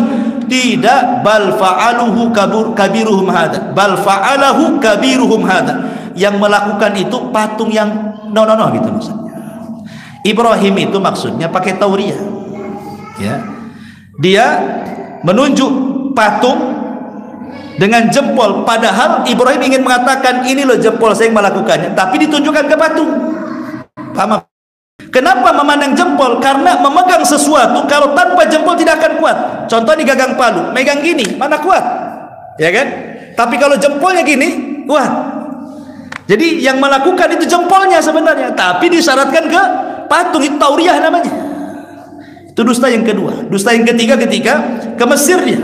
Hijrah dari Irak ke Palestina, masalah ekonomi, berangkat ke Mesir, tinggal di Mesir, rajanya pula zalim. Melihat istri cantik diambil, suaminya dibunuh. Siti Sarah ini wanita cantik. Ibrahim mengatakan, ini bahaya nih, kalau kau kedengaran raja diambil. Bilang kalau kau ditangkap, jangan bilang aku suamimu, bilang saudaramu saja. Maksud saudara seagama, kan bohong juga itu kan. Nah, sebab 3 bohong ini kata Ibrahim, aku tidak bisa. Pergi kau ke Musa, datang ke Musa, ngomong juga sama, kata Musa tidak bisa, aku sudah bunuh orang. Lebih baik kalian datang kepada Isa. Datang ke Isa. Isa tidak menyebutkan dosanya apa, tapi Isa mengatakan datang kalian kepada Muhammad sallallahu alaihi wasallam. Semua datang kepada Rasul. Inilah momen yang disebut dengan syafa'atul udhma. Ya Muhammad, anta khatamul anbiya'i wal mursalin, isfa' lana ila rabbik, ala tara ila ma nahnu fi. Engkau adalah penutup para nabi dan rasul, mintalah syafaat kepada Rabbmu, tidakkah kau iba melihat kami? Apa kata Rasul? Ana laha, kan ku coba. Dia tidak memastikan, kan ku coba. Maka Nabi SAW langsung naik menghadap Allah di bawah arasy-Nya dengan sujud yang lama sekali. Entah berapa waktunya dia sujud, lama sekali sujud, sampai akhirnya Allah Subhanahu wa taala datang kepada Rasul dan mengatakan, irfa' ra'saka ya Muhammad, angkat kepalamu ya Muhammad, sal tu'ta, qul tusma, isfa' tusyaffa, minta kau diberi, ngomong kau didengar, minta syafaat ku beri kau syafaat. Dari situlah Rasul meminta syafaat, 7 syafaat. Salah satunya, selamatkan orang-orang yang dalam hatinya ada mithqalu dzarratin minal iman, sedikit dari keiman. Itu disebut syafaatul uzma, syafaat khusus bagi Nabi. Tidak ada yang sanggup semua Nabi kecuali Rasulullah. Ini peristiwa di padang mahsyar, syafaat. Baru setelah syafaat ini namanya proses hisab. Apa itu hisab? Saya mentartib seperti ini, mengambil beberapa ulama muhakkikin, karena urutan kiamat ini tidak bisa dipastikan ya kawan. Mana duluan, mana belakangan, kita tidak bisa, ini perkara gaib. Cuma saya mengambil fatwa daripada Syekh Al-Syekh, ya, ketika beliau menjelaskan tentang tartibnya seperti ini. Menurut ulama muhakkikin begini tartibnya, tapi kepastiannya kan tidak bisa, namanya perkara gaib, yang mana duluan satu, yang mana enggak, wallahu a'lam. Cuma mengambil pendapat ahli tahqiq seperti ini urutannya, ya. Baru setelah syafaat terjadi hisab. Yang pertama adalah ardul a'mal.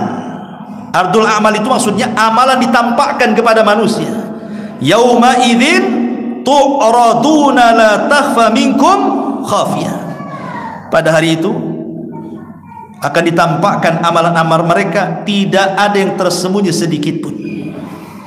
Disinilah terjadi permulaan hisab yang disebut dengan hisab sulit, hisaban asira, ada hisaban yasira, ada hisab mudah, ada hisab sulit. Nah, ini hisab sulit. Yang pertama hisab sulit, karena di sini terjadi perdebatan, terjadi pembohongan, orang-orang itu berbohong di hadapan Allah ketika ditampakkan amalannya. Betul kau melakukan ini? Oh enggak ya Rabb, aku tidak melakukan ini, katanya. Dan itu digambarkan dalam Al-Quran, seperti mamanya Allah mengatakan dalam surah Al-An'am dari ayat 22 sampai 24, saya baca. Wa yauma nahsyuruhum jami'an thumma naqulu lil ladzina asyraku aina syurakaukum alladzina kuntum tazumun thumma lam takun fitnatuhum illa an qalu wallahi rabbuna ma kunna musyrikin unzuru kaifa kadzabu ala anfusihim wa dhalla anhum ma kanu yaftarun. Dan ingatlah hari yang di waktu itu kami menghimpun mereka semuanya, kemudian kami berkata kepada orang-orang musyrik, di manakah sesembahan-sesembahan kalian yang dulu kalian sembah selain daripada kami? Kemudian tiadalah fitnah mereka kecuali mengatakan, demi Allah Tuhan kami tidak melakukan kesyirikan. Kurang ajar, sudah jelas-jelas kalian melakukan kesyirikan, ngomong pula kami tidak berbuat syirik. Bersumpah lagi, kami tidak melakukan kesyirikan. Lah ini catatanmu, ini ada catatanmu loh, kamu berbuat syirik. Oh enggak, demi Allah saya enggak melakukan kesyirikan. Makanya Allah mengatakan, ungduru kaifa kadzab. Lihat bagaimana mereka berdusta kepada Allah Subhanahu wa taala. Mereka berdusta. Nah, ini namanya hisab dengan perdebatan namanya. Kamu lakukan enggak gitu. Ketika mereka tidak mau mengakui, ya, tidak mau mengakui, maka ketika itulah akan didatangkan saksi kepada mereka. Oh, kalian enggak mengakui perbuatan kalian, baik, kita datangkan saksi kepada kalian. Apa saksinya? Macam-macam saksi. Yauma nakhtimu ala afwahihim wa tukallimuna aydihim wa tashhadu arjuluhum bima kanu ya'malun. Di mana hari mulut terkunci. Nah, sekarang kau dikunci sama Allah. Yang ngomong tangan, aku mau tangan. Betul nggak tangan? Apa yang dikatakan mulut? Kata tangan, oh enggak, itu mulut tuh berdusta, kata tangan itu. Ini saksinya kaki saya. Mulai mau ngomong apa? Tadi ngomong kamu melakukan kesyirikan. Oh enggak, kata mulut. Langsung terkunci mulutnya. Tangan yang ngomong, oh iya Rob, dia melakukan kesyirikan. Nih kaki saya saksinya, katanya. Nah, mau ngomong apa coba? Cukup sampai di sini? Tidak. Kulit ikut ngomong. Kulit yang ada pada badan kita ikut ngomong jadi saksi, sehingga mulut ini marahi kulit. Hei kulit, harusnya kau bela badanmu sendiri. Apa kata kulit? Antaqanallah, Allah yang buat aku bicara. Mau apa? Katanya. Badan jadi bicara. Cukup sampai di sini. Bumi yang kita pijak jadi saksi. Yauma idzin tuhadditsu akhbaraha. Pada hari itu bumi menjadi saksi. Mulut bisa mengatakan aku tidak berzina, catatan mengatakan berzina. Mulut mengatakan tidak minum khamr, catatan mengatakan khamr. Dan begitu seterusnya dari dosa-dosa. Ketika mulut dikunci, bumi pula bicara. Oh iya ya Rabb, betul, pada hari ini, tahun ini, bulan ini dia menginjak sebelah sini, dia mabuk di bawah pohon ini, katanya. Mau apa lagi? Malaikat jadi saksi, semua jadi saksi. Sekarang apa yang bisa keluar dari permasalahan ikhwan? Cari lawyer, lawyer pun butuh saksi, butuh lawyer itu. Siapa lawyer penghebat itu? Ah, dia juga butuh lawyer, lawyernya butuh lawyer, lawyernya lain butuh lawyer lagi. Tapi siapa yang bisa menghadapi pengadilan Allah? Kalau pengadilan manusia, bisalah kita bayar lawyer, saksi palsu, bayar hakim sana sini, lolos. Di hadapan Allah itu betul-betul pengadilan adil. Siapa yang bisa lolos dari pengadilan Allah? Ma'asyiral muslimin yang dimuliakan Allah Azza wa Jalla. Nah, ini namanya hisaban yasira, hisaban asira, hisab yang sulit. Kalau sudah berdebat dengan Allah, kata Nabi SAW, man nukisha halak. Siapa yang mendebat Allah, hancur dia. Karena sudah mendebat Allah, kata Allah kamu lakukan, oh enggak, itu mendebat namanya, hancur dia. Tapi hisaban yang kedua disebut hisaban yasirah, hisab yang mudah. Dia tidak mendebat Allah. Ditanya kamu berzina? Ya, saya berzina. Kamu nyolong?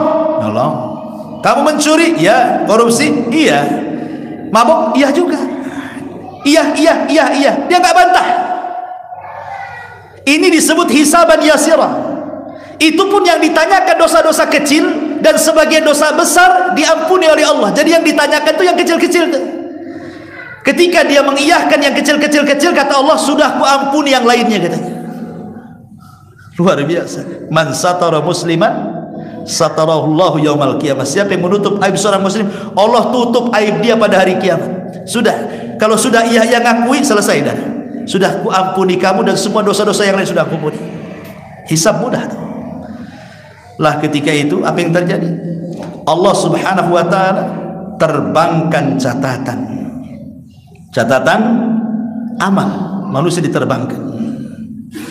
Ma'asyiral muslimin yang dimuliakan Allah Azza wa Jalla, ketika catatan itu kemudian diterbangkan, maka Allah Subhanahu wa taala meminta agar mengambil catatannya masing-masing. Disitulah terjadi pengambilan 3 kelompok. Ada yang mengambil dengan tangan kanannya, ada yang mengambil dengan tangan kirinya, ada yang mengambil dengan tangan kiri di balik punggungnya seperti ini. Ya. Karena manusia terbagi 3, ada mukmin, ada kafir, ada munafik. Dan yang paling buruk munafik, karena sebenarnya dia kafir. Munafik itu sama dengan kafir, cuman bedanya di dalam kaum muslimin dia ngaku Islam, padahal dia kafir. Manusia terbagi menjadi 3 kelompok di situ. Ma'asyiral muslimin yang dimuliakan Allah Azza wa Jalla. Kemudian setelah dipegang catatannya nih, maka Allah suruh baca. Orang-orang yang mengambil dengan tangan kanannya, dengan bangganya dia mengatakan, ha umuqra'u kitabiyah. Oh, baca. Baca punya saya kan. Bangga dia, tahu isinya baik. Ya kan? Orang-orang kafir mereka mengatakan, ya wailatana ma li hadzal kitab la yughadiru saghiratan wala kabiratan illa ahsaha. Orang-orang kafir mengatakan, wahai celaka kami, kitab apa ini yang tidak meninggalkan yang kecil ataupun yang besar, melainkan semua dicatat. Ini apa-apaan katanya, kecil-kecil pun dicatat katanya. Dia ngomong begitu. Ya. Ma'asyiral muslimin yang dimuliakan Allah Azza wa Jalla, maka ketika kemudian semua sudah nampak atau siapa yang mengambil dengan tangan kanan, tangan kiri balik punggung, dan mereka sudah tahu isi catatannya, maka Allah Subhanahu wa taala bentangkan timbangan. Seandainya langit dan bumi diletakkan di timbangan itu masih kurang, saking besarnya timbangan itu. Dan apa yang ditimbang? 3 perkara yang ditimbang. Pertama al-amal, yang kedua al-amil, yang ketiga as-suhuf. Pertama amalannya, yang kedua orangnya, yang ketiga catatannya. 3-tiganya ditimbang.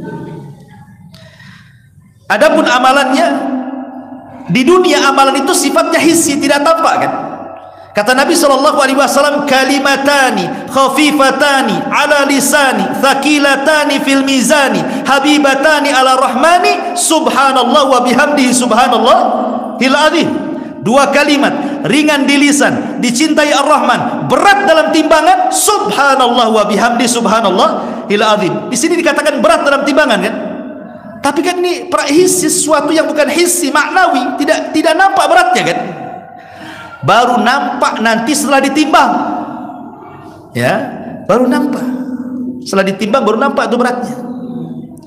Kemudian juga badannya. Sampai-sampai Rasul mengatakan, innahu la ya'tir rajulu al-azim as-samin yaumal qiyamah la yazinu indallah janaha ba'udha. Nanti di hadapan timbangan itu seorang laki-laki besar sekali. Pas masuk ke timbangan beratnya tidak lebih dari seekor lalat katanya. Kalau memang badan gemuk itu memberatkan timbangan, banyak-banyak makan antum. Pagi, siang, sore, malam, habis bangun lagi. Tapi rupanya bukan itu yang memberatkan timbangan. Yang memberatkan timbangan itu suhuf, catatan itu. Makanya baik-baiklah kita di dunia. Kalau ngomong itu hati-hati, karena semua dicatat. Baik yang ucapan yang mengandung dosa dicatat, baik yang mengandung pahala dicatat, baik yang tidak mengandung dosa dan juga pahala, semua dicatat. Tidak ada satu pun kata-kata sudah dicatat. Semua dicatat. Nggak mungkin malaikat ini luput dari catatannya, sehingga dihadirkan satu orang di hadapan Allah, di tangannya menenteng 99 catatan. Karena Allah mengatakan, hei, bentangkan tuh satu catatanmu. Dibentangkan satu catatan, rupanya sejauh mata memandang. Kalau saya analogikan begini ya, Anda masuk mall, beli semua isi mall, kemudian ke kasir bayar, setruknya itu sejauh mata memandang tuh. Itu belanjaan antum semua tuh. Nah, ibaratnya itu dosa kita tuh semua seumur hidup tuh, baru satu catatan, belum 98-nya dibuka tuh. Itu catatan jelek dia semua, langsung ngedon, kalah mental.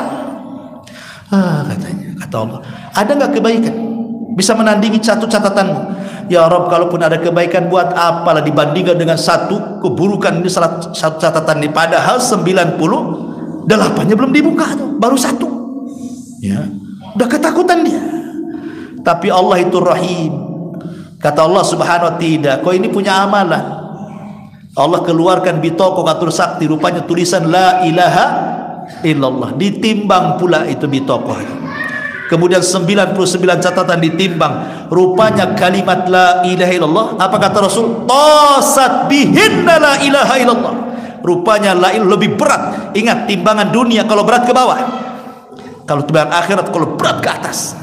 Ya. Kenapa? Karena sorga itu darajat, makin tinggi makin indah, makin tinggi makin indah. Kalau neraka darokat, makin rendah makin jelek, makin busuk, makin menakutkan. Makanya di timbangan di akhir itu berat ke atas. Ya. Kalau dunia ke bawah gitu ya. Masyaallah muslimin yang dimuliakan Allah Azza wa Jalla. Kemudian setelah itu, ketika manusia mengambil catatannya masing-masing, membaca catatan masing-masing, sudah tahu nih di mana orang berkelompok nih. Dari situ Allah Subhanahu wa taala dikumpulkan bersama para nabinya masing-masing. Umat Muhammad, umat Nuh, umat Ibrahim, semua. Disinilah terjadi soalan kepada setiap para nabi. Nuh, kemari. Sudah kau sampaikan risalahku kepada umat. Kata Nabi Nuh, sudah ya Rabb. Hei umat Nuh, kemari. Betul Nuh sudah menyampaikan risalahnya kepada kalian. Kata umatnya Nuh yang kafir, kadzaban Nuh, dusta Nuh ya Rabb. Dia tidak pernah menyampaikan risalah kepada kami. Nuh, lihat, umatmu tidak mengatakan kau menyampaikan risalah. Ada saksi enggak kau menyampaikan risalah? Kata Nuh, ada. Siapa? Muhammad dan umatnya. Maka Allah memanggil Muhammad SAW. Ya Muhammad, kau mau jadi saksi atas Nuh? Kata Rasul, ya. Bukankah jarak kamu dengan Nuh berbeda? Macam mana kau jadi saksi? Kau enggak melihat. Kata Rasul, yang mengatakan Nuh menyampaikan risalah itu bukan aku melihat ya Rabb, tapi engkau sendiri yang mengatakan dalam Al-Quran, kalam yang ku turunkan kepadaku. Rasul membaca surat Nuh. Maka Allah mengatakan, shadaqta, benar engkau, pendusta umatnya itu. Ya. Semua umat Nabi akan ditanyakan dan Nabi akan menjadi saksi. Makanya Rasul suatu ketika ngomong sama Abdullah bin Mas'ud, sini wahai Abdullah bin Mas'ud, iqra alayya al-Quran, tolong bacakan Quran kepadaku. Kata Abdullah bin Mas'ud, ya Rasulullah, a'aqra'u alayka wal Qur'anu unzila ilai, haruskah saya membaca Quran kepadamu? Quran itu turun kepadamu ya Muhammad, ya Rasulullah. Kata Rasul, baca saja. Akhirnya dia pun memilih surat An-Nisa. Ketika sampai kepada ayat fa kaifa idza ji'na min kulli ummatin bi syahid wa ji'na bika ala haula'i syahida. Kata Rasul, hasbuk, cukup katanya. Kenapa? Karena artinya menyinggung dirinya. Fa kaifa, bagaimana jika kami datangkan setiap umat itu saksi dan engkau jadi saksi bagi mereka? Rasul akan jadi saksi bagi setiap nabi dan umatnya. Maka Rasul menangis ketika itu, sampai Abdullah bin Mas'ud mengatakan, aku melihat matanya mencucurkan air mata dan membasahi janggutnya. Maka dia pun diam. Ya. Masyaallah muslimin yang dimuliakan, lah ketika semua berkumpul bersama para nabinya, maka ketika itulah Allah memerintahkan manusia dipecah. Karena berkumpul bersama para nabi masing-masing umat, mau yang kafir mau yang mukmin. Sekarang Allah meminta kepada semua umat para nabi digolongkan sesuai dengan golongannya. Pemakan riba, sini, kumpul di sini semua, gitu ya. Hei orang-orang zalim, kumpul di sini semua. Hei orang-orang yang kufur, kufur. Hei orang-orang musyrik, kufur di sini. Hei yang nyembah ular, sama sana. Nyembah sapi di sana. Semua dikumpulkan sesuai dengan golongannya masing-masing. Adapun orang-orang yang beriman, tidak ada yang disembah kecuali Allah, maka dikumpulkan bersama orang-orang yang beriman. Adapun yang menyembah selain Allah dikumpulkan bersama berhala yang disembahnya.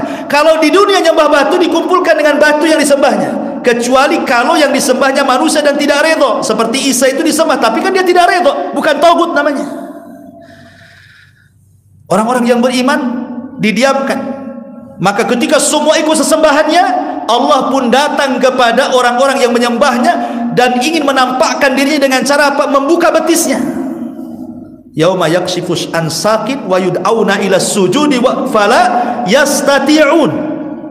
Ketika Allah singkapkan betisnya, semua orang-orang baik, orang soleh sujud semuanya, kecuali orang munafik. Kenapa orang munafik dikumpulkan bersama orang yang beriman? Karena dia ngaku beriman masalahnya. Dia kan tidak menyembah berhala, makanya dikumpulkan bersama orang yang beriman. Ketika semua orang yang beriman betul-betul beriman sujud, orang munafik ketika sujud terjengkang ke belakang. Fala yastati'un, kata Allah. Mereka tidak bisa sujud. Berusaha mau sujud, terjengkang lagi ke belakang. Menunjukkan bahwa mereka bukan menyembah Allah secara murni, makanya tidak pernah bisa sujud. Ma'asyiral muslimin yang dimuliakan Allah Azza wa Jalla. Kemudian setelah itu tiba-tiba langit digelapkan, segelap-gelapnya, nggak ada cahaya lagi, gelap segelap-gelapnya. Ketika langit itu gelap segelap-gelapnya, maka tiba-tiba Allah Subhanahu wa taala mendatangkan Jahannam.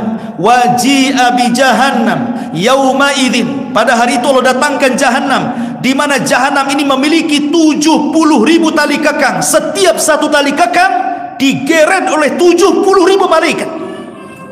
Dihadapkan di hadapan manusia. Jahannam dihadapkan di hadapan manusia.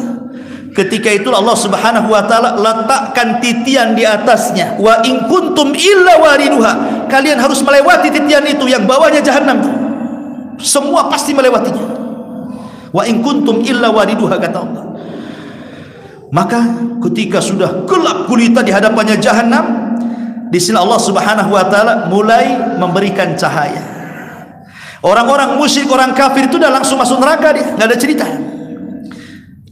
Hanya orang yang beriman dan orang munafik saja yang ada depan titian itu.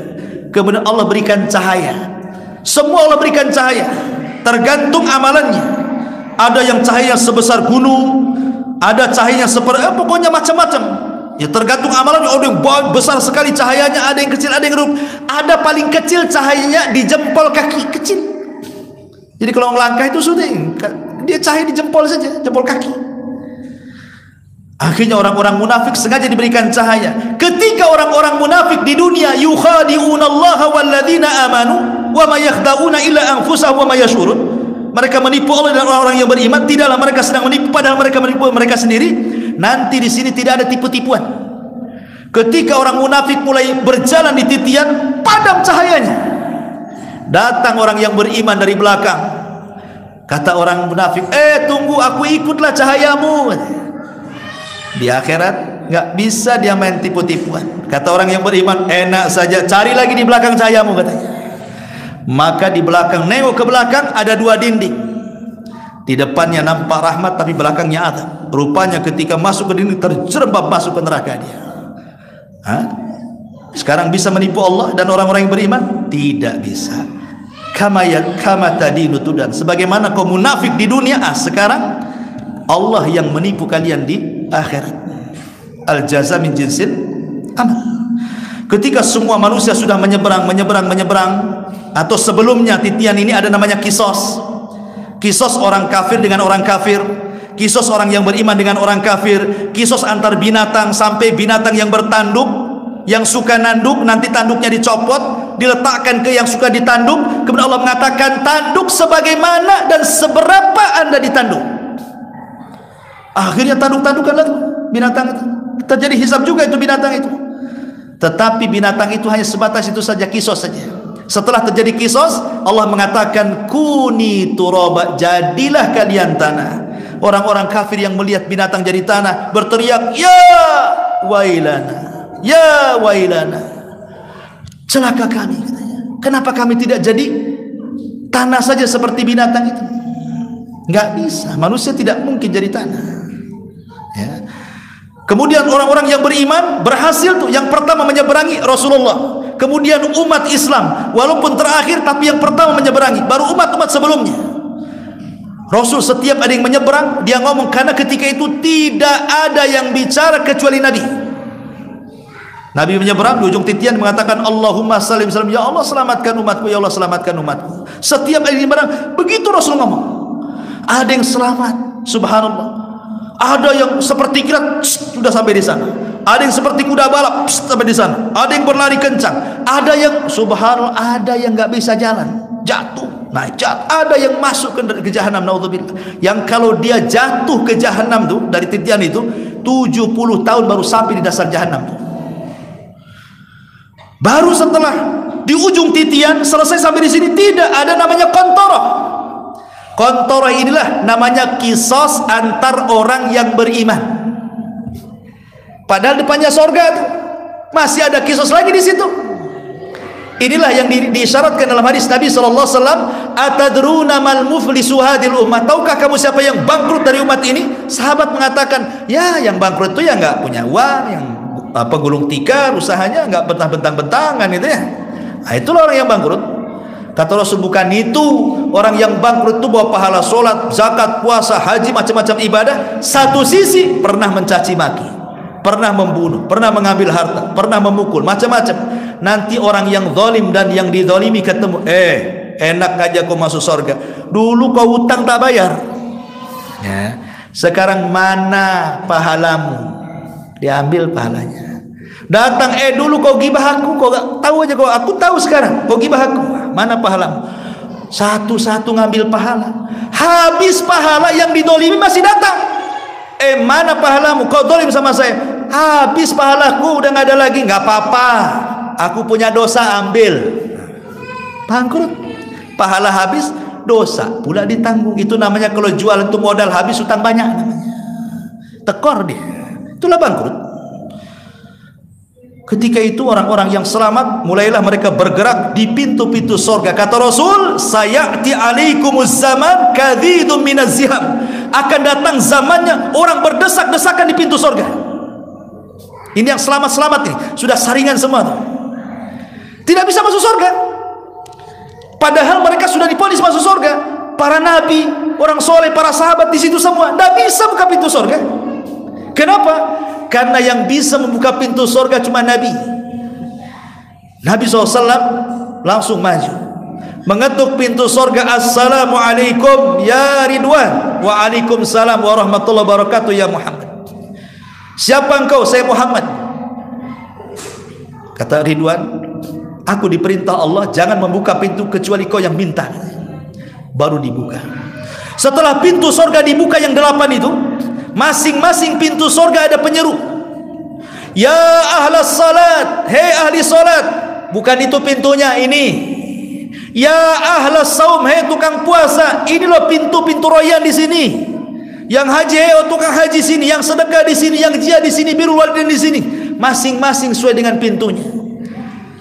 Abu Bakar bertanya Rasul, ada enggak orang yang dipanggil dari 8 pintu? Kata Rasul, ada. Mudah-mudahan engkau ya Abu Bakar, katanya. Abu Bakar dipanggil dari semua pintu, semua masuk ke dalam surga, pintu ditutup. Tapi ada orang-orang di neraka yang punya separuh sebiji zarah dalam keimanan. Itulah orang yang dapat syafaat terakhir. Kalaupun sudah tidak ada syafaat, berarti rahmat Allah, diselamatkan tuh. Dialah orang yang terakhir keluar dari neraka, terakhir pula masuk surga. Pintu dah ditutup, keluar dari neraka dia sudah jadi debu, abu, dilempar ke Nahrul Hayah, air kehidupan yang tumbuh seperti kacang tumbuh. Dia pun lari dari neraka. Dari kejauhan nampaklah ada pohon, ada mata air. Dia sudah gak sanggup jalan lagi. Dia mengatakan, ya Rabb, dekatkan akulah ke pohon itu, katanya. Ada yang lain? Enggak. Kata Allah, kalau ku dekatkan, kau janji tidak akan minta? Tidak ya Rabb, asal kau dekatkan ke pohon itu, katanya. Didekatkan ke pohon itu, makan buah-buahan lezat. Di neraka nggak pernah zakum aja dia makan. Rupanya ada pohon yang lebih besar lagi, rindang lagi, buahnya banyak lagi. Dia bilang, ya Rabb, tolonglah ke pohon itu lagi. Lah tadi kan ngomong kau tidak akan minta lagi, ini terakhir ya Rabb. Didekatkan ke pohon yang kedua. Rupanya dari pohon yang kedua ini, di depannya pintu sorga. Ya Rabb, boleh nggak saya dekatkan ke pintu itu, katanya. Terakhir janji, ya. Sampai pintu saja, ya, katanya. Sampai pintu, nampak dari celah-celahnya surga. Ya Allah, masukkan aku ke surga. Ya Allah, masukkan. Orang ini, Allah mengatakan, ya fulan, seandainya aku beri engkau kerajaan seperti kerajaan dunia, mau enggak? Kau hayalkan, kira-kira apa yang kau mau? Akhirnya dihayalkan sampai puncak khayalan. Akhirnya Allah Subhanahu wa taala berikan 10 kali lipat dari hayalannya. Ketika dibuka pintu sorga, seolah-olah dia yang pertama masuk. Saking nikmatnya, paling terakhir tuh. Seolah-olah dia pula yang pertama masuk katanya. Lupa semuanya.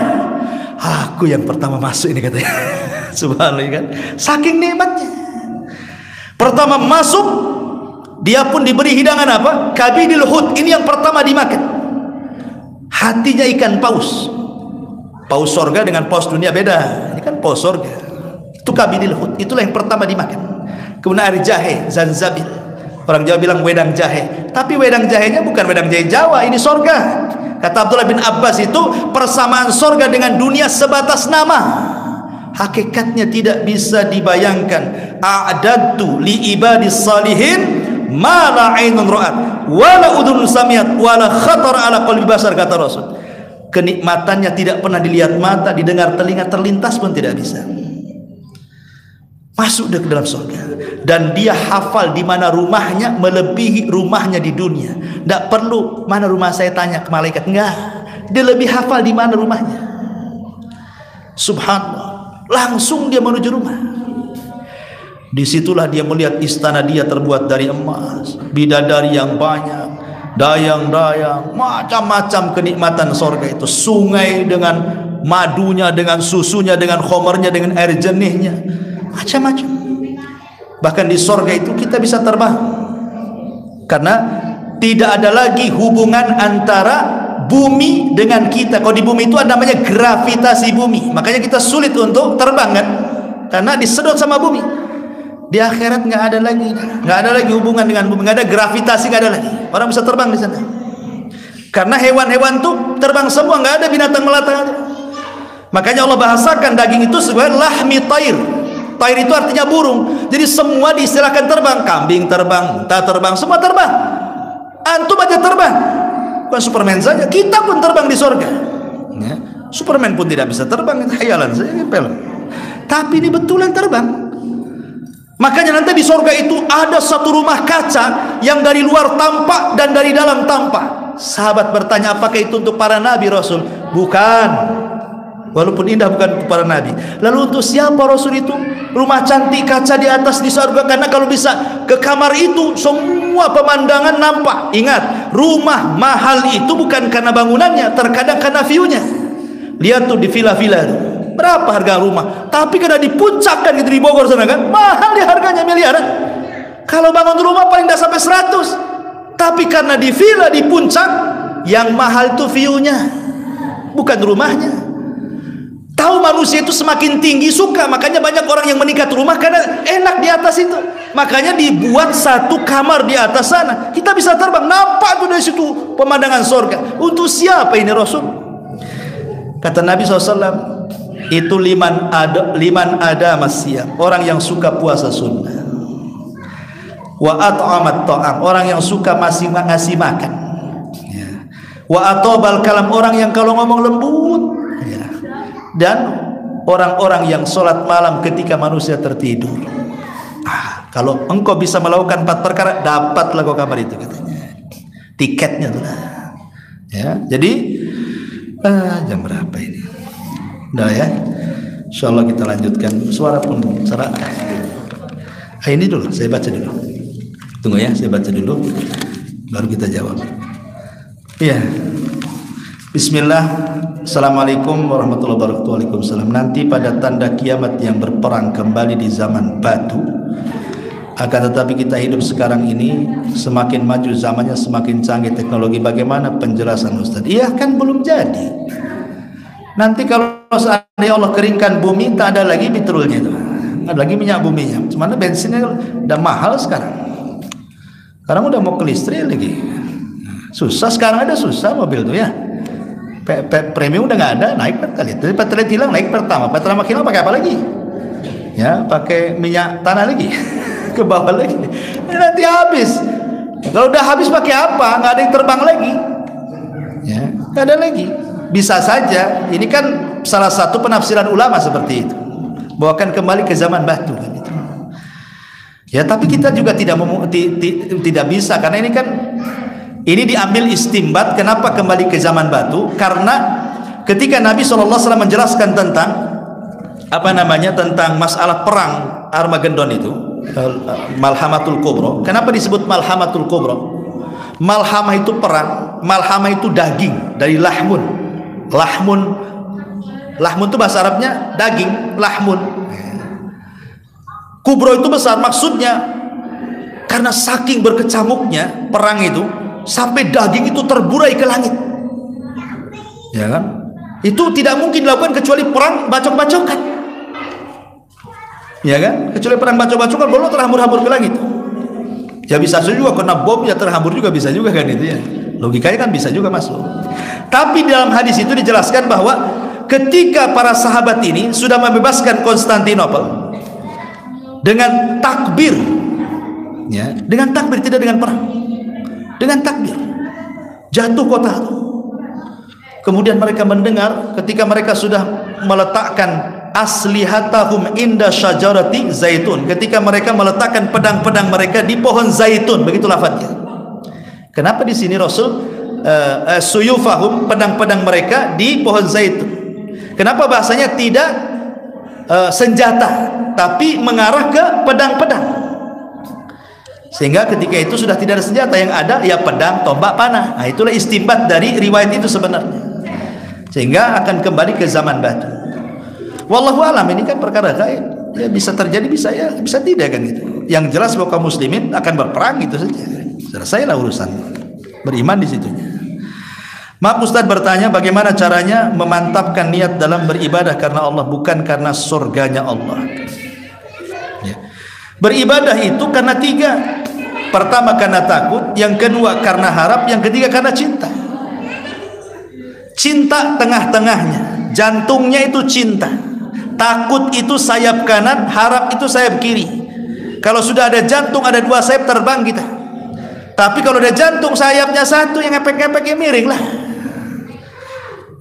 Jadi pertama cinta. Memang sholat kalau dicintai nggak terpaksa. Ya memang saya cinta sholat, senang jadinya. Ada khusyuk dia. Kayak kita ini cinta sama perempuan. Zaman dulu kan ada istilah lautan ku seberangi, gunung ku daki, hutan ku jelajahi. Apa lagi bahasanya? Kuburan ku lewati. Gak takut orang cinta, karena suka. Dia gak takut apa-apa. Yang penting ketujuan. Itu kalau cinta. Coba kalau cinta kayak gitu diberikan kepada Allah, kan mantap tuh. Ya. Ketika ibadah di atas cinta, mantap dia. Yang kedua takut. Takut sholatnya gak diterima, nanti masuk neraka, maka diperbaiki sholatnya tuh. Takut kalau puasa gak diterima, dimantapkan puasanya. Yang ketiga harap supaya rajin lagi. Ini siapa yang melakukan ini pahalanya, siapa yang melakukan ini pahalanya, ini pahalanya, ini surganya, ini nikmatnya. Mengharap kita makin lagi semangat. Ibaratnya gini, besok kau kerja sama saya gaji kau dengan gaji yang besar. Contoh umpamanya Rasul mengatakan apa? Siapa yang membaca Qul huwallahu ahad 10 kali dalam sehari semalam, maka dibangunkan satu rumah di surga, kata Nabi. Siapa yang membaca Qul huwallahu ahad, Allahus samad, lam yalid wa lam yulad wa lam yakul lahu kufuwan ahad 10 kali dalam sehari semalam, bunyalahu baitun fil jannah, akan dibangunkan satu rumah di surga. Masalahnya gini, kalau saya kasih kunci rumahnya Ustaz Hasan, mau nggak saya kasih kunci rukonya Ustaz Hasan di sana? Tapi kau baca Qul huwallah 1000 kali. Kira-kira dibaca nggak malam tuh? Dibacalah, dapat ruko. Pertanyaannya, ruko dengan rumah di sorga itu bagus mana? Ya bagus rumah di sorga. Lah kenapa nggak baca Qul 10 kali? Kok malah baca Qul 1000 kali mau rumah? Aneh di sini. Berarti ketika diiming-imingi dapat rumah sekian, kan makin semangat. Lah itulah makanya ada harapan di situ. Kalau kasih surga ini dibuat harapan supaya melambung kita makin semangat, dibuat takut supaya jangan meremehkan, dibuat cinta supaya makin khusyuk, gitu maksudnya. Itu disebut arkanul qalbi, rukun-rukun ibadah hati. Okay. Kalau syarat ya ikhlas dengan ittiba. Baik.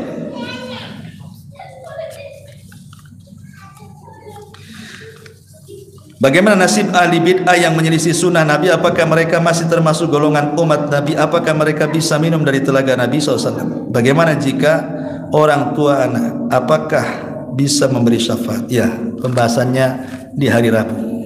Ya. Cerita bid'ah nanti dari Rabu. Terakhir kita tutup dengan pembahasan bid'ah. Iya. Taib. Allah ceritakan mereka, Allah tidurkan mereka. Iya. Tanya saya, kenapa Allah tidak menceritakan azab mereka dalam kubur? Iya. Saya tadi tidak menceritakan azab, saya langsung lewat. Begini ya, tolong. Azab kubur itu, ingat, peristiwa kubur itu ada 4. Satu, dhaqtatul qabri, himpitan kubur. Tidak ada yang selamat. Mau mukmin, mau kafir, mau anak kecil, mau dewasa, semua kena. Sampai ketika Sa'ad ibn Mu'ad yang satu kabilah Aus diislamkan, dia meninggal. Sampai arsy Allah bergetar, 70.000 malaikat ikut mengiringi jenazahnya itu. Kata Rasul, kalaulah ada orang yang selamat dari himpitan kubur, Sa'adlah orangnya. Tapi dia pun tak selamat. Ada bayi lagi mati. Kata Rasul, kalaulah ada yang selamat dari himpitan kubur, tentu bayi yang tak berdosa ini dia selamat dari himpitan, dia pun tak selamat. Tapi beda himpitan orang mukmin dan kafir. Kalau himpitan orang-orang yang beriman seperti seorang ibu memeluk anaknya. Dihimpit itu maksudnya dipeluk, kasih sayang. Karena kita dari tanah balik ke tanah, seolah-olah tanah itu jadi ibu kita. Ketika menghimpit kita, seolah memeluk kita. Tapi kalau orang kafir yang dihimpit, retak semua tulangnya, retak semua persendiannya, menjerit. Tidak ada yang mendengar tidak ada yang mendengar jin dan manusia, kecuali binatang dan makhluk lain mendengarnya. Ini satu. Yang kedua, fitnah kubur. Pertanyaan, man rabbuk wa man nabiyuk wa madinuk? Siapa yang selamat? Nikmat kubur. Peristiwa ketiga. Siapa yang tidak selamat? Azab kubur. Pertanyaannya, azab kubur ini munqati atau mustamir? Nah, di sini jawabannya. Apakah azab kubur itu munqati, terputus, ataukah terus sampai kiamat? Ya. Ada yang mengatakan munqati dengan ditiupkannya sangkakala. Terhenti azab kubur di sini. Sehingga manusia berhenti. Orang-orang kafir yang diazab itu terhenti. Mereka ditidurkan sampai ketiupan yang kedua. Berapa waktunya? 40. Yang tadi kata Abu Hurairah tidak tahu 40 tahunkah, 40 bulankah, 40 tidak tahu. Yang penting mereka terhenti, tidak ada azab lagi. Sehingga mereka sudah merasa ditidurkan, tidak akan dibangunkan lagi. Tiba-tiba baru saja mereka tertidur, seolah-olah sudah lepas dari azab kubur, tertiup pula sangkakala kedua. Makanya ngomong, ya wailana man ba'atsana mim marqadina. Celaka siapa yang membangunkan ini? Kami dah ada anak tidur gitu. Bisa dipahami? Baik. Ya. Ya, segera cukup. Subhanallah bihamdika, asyhadu an la ilaha illa anta, astaghfiruka wa atubu ilaik. Allahu ta'ala. Assalamualaikum warahmatullahi wabarakatuh.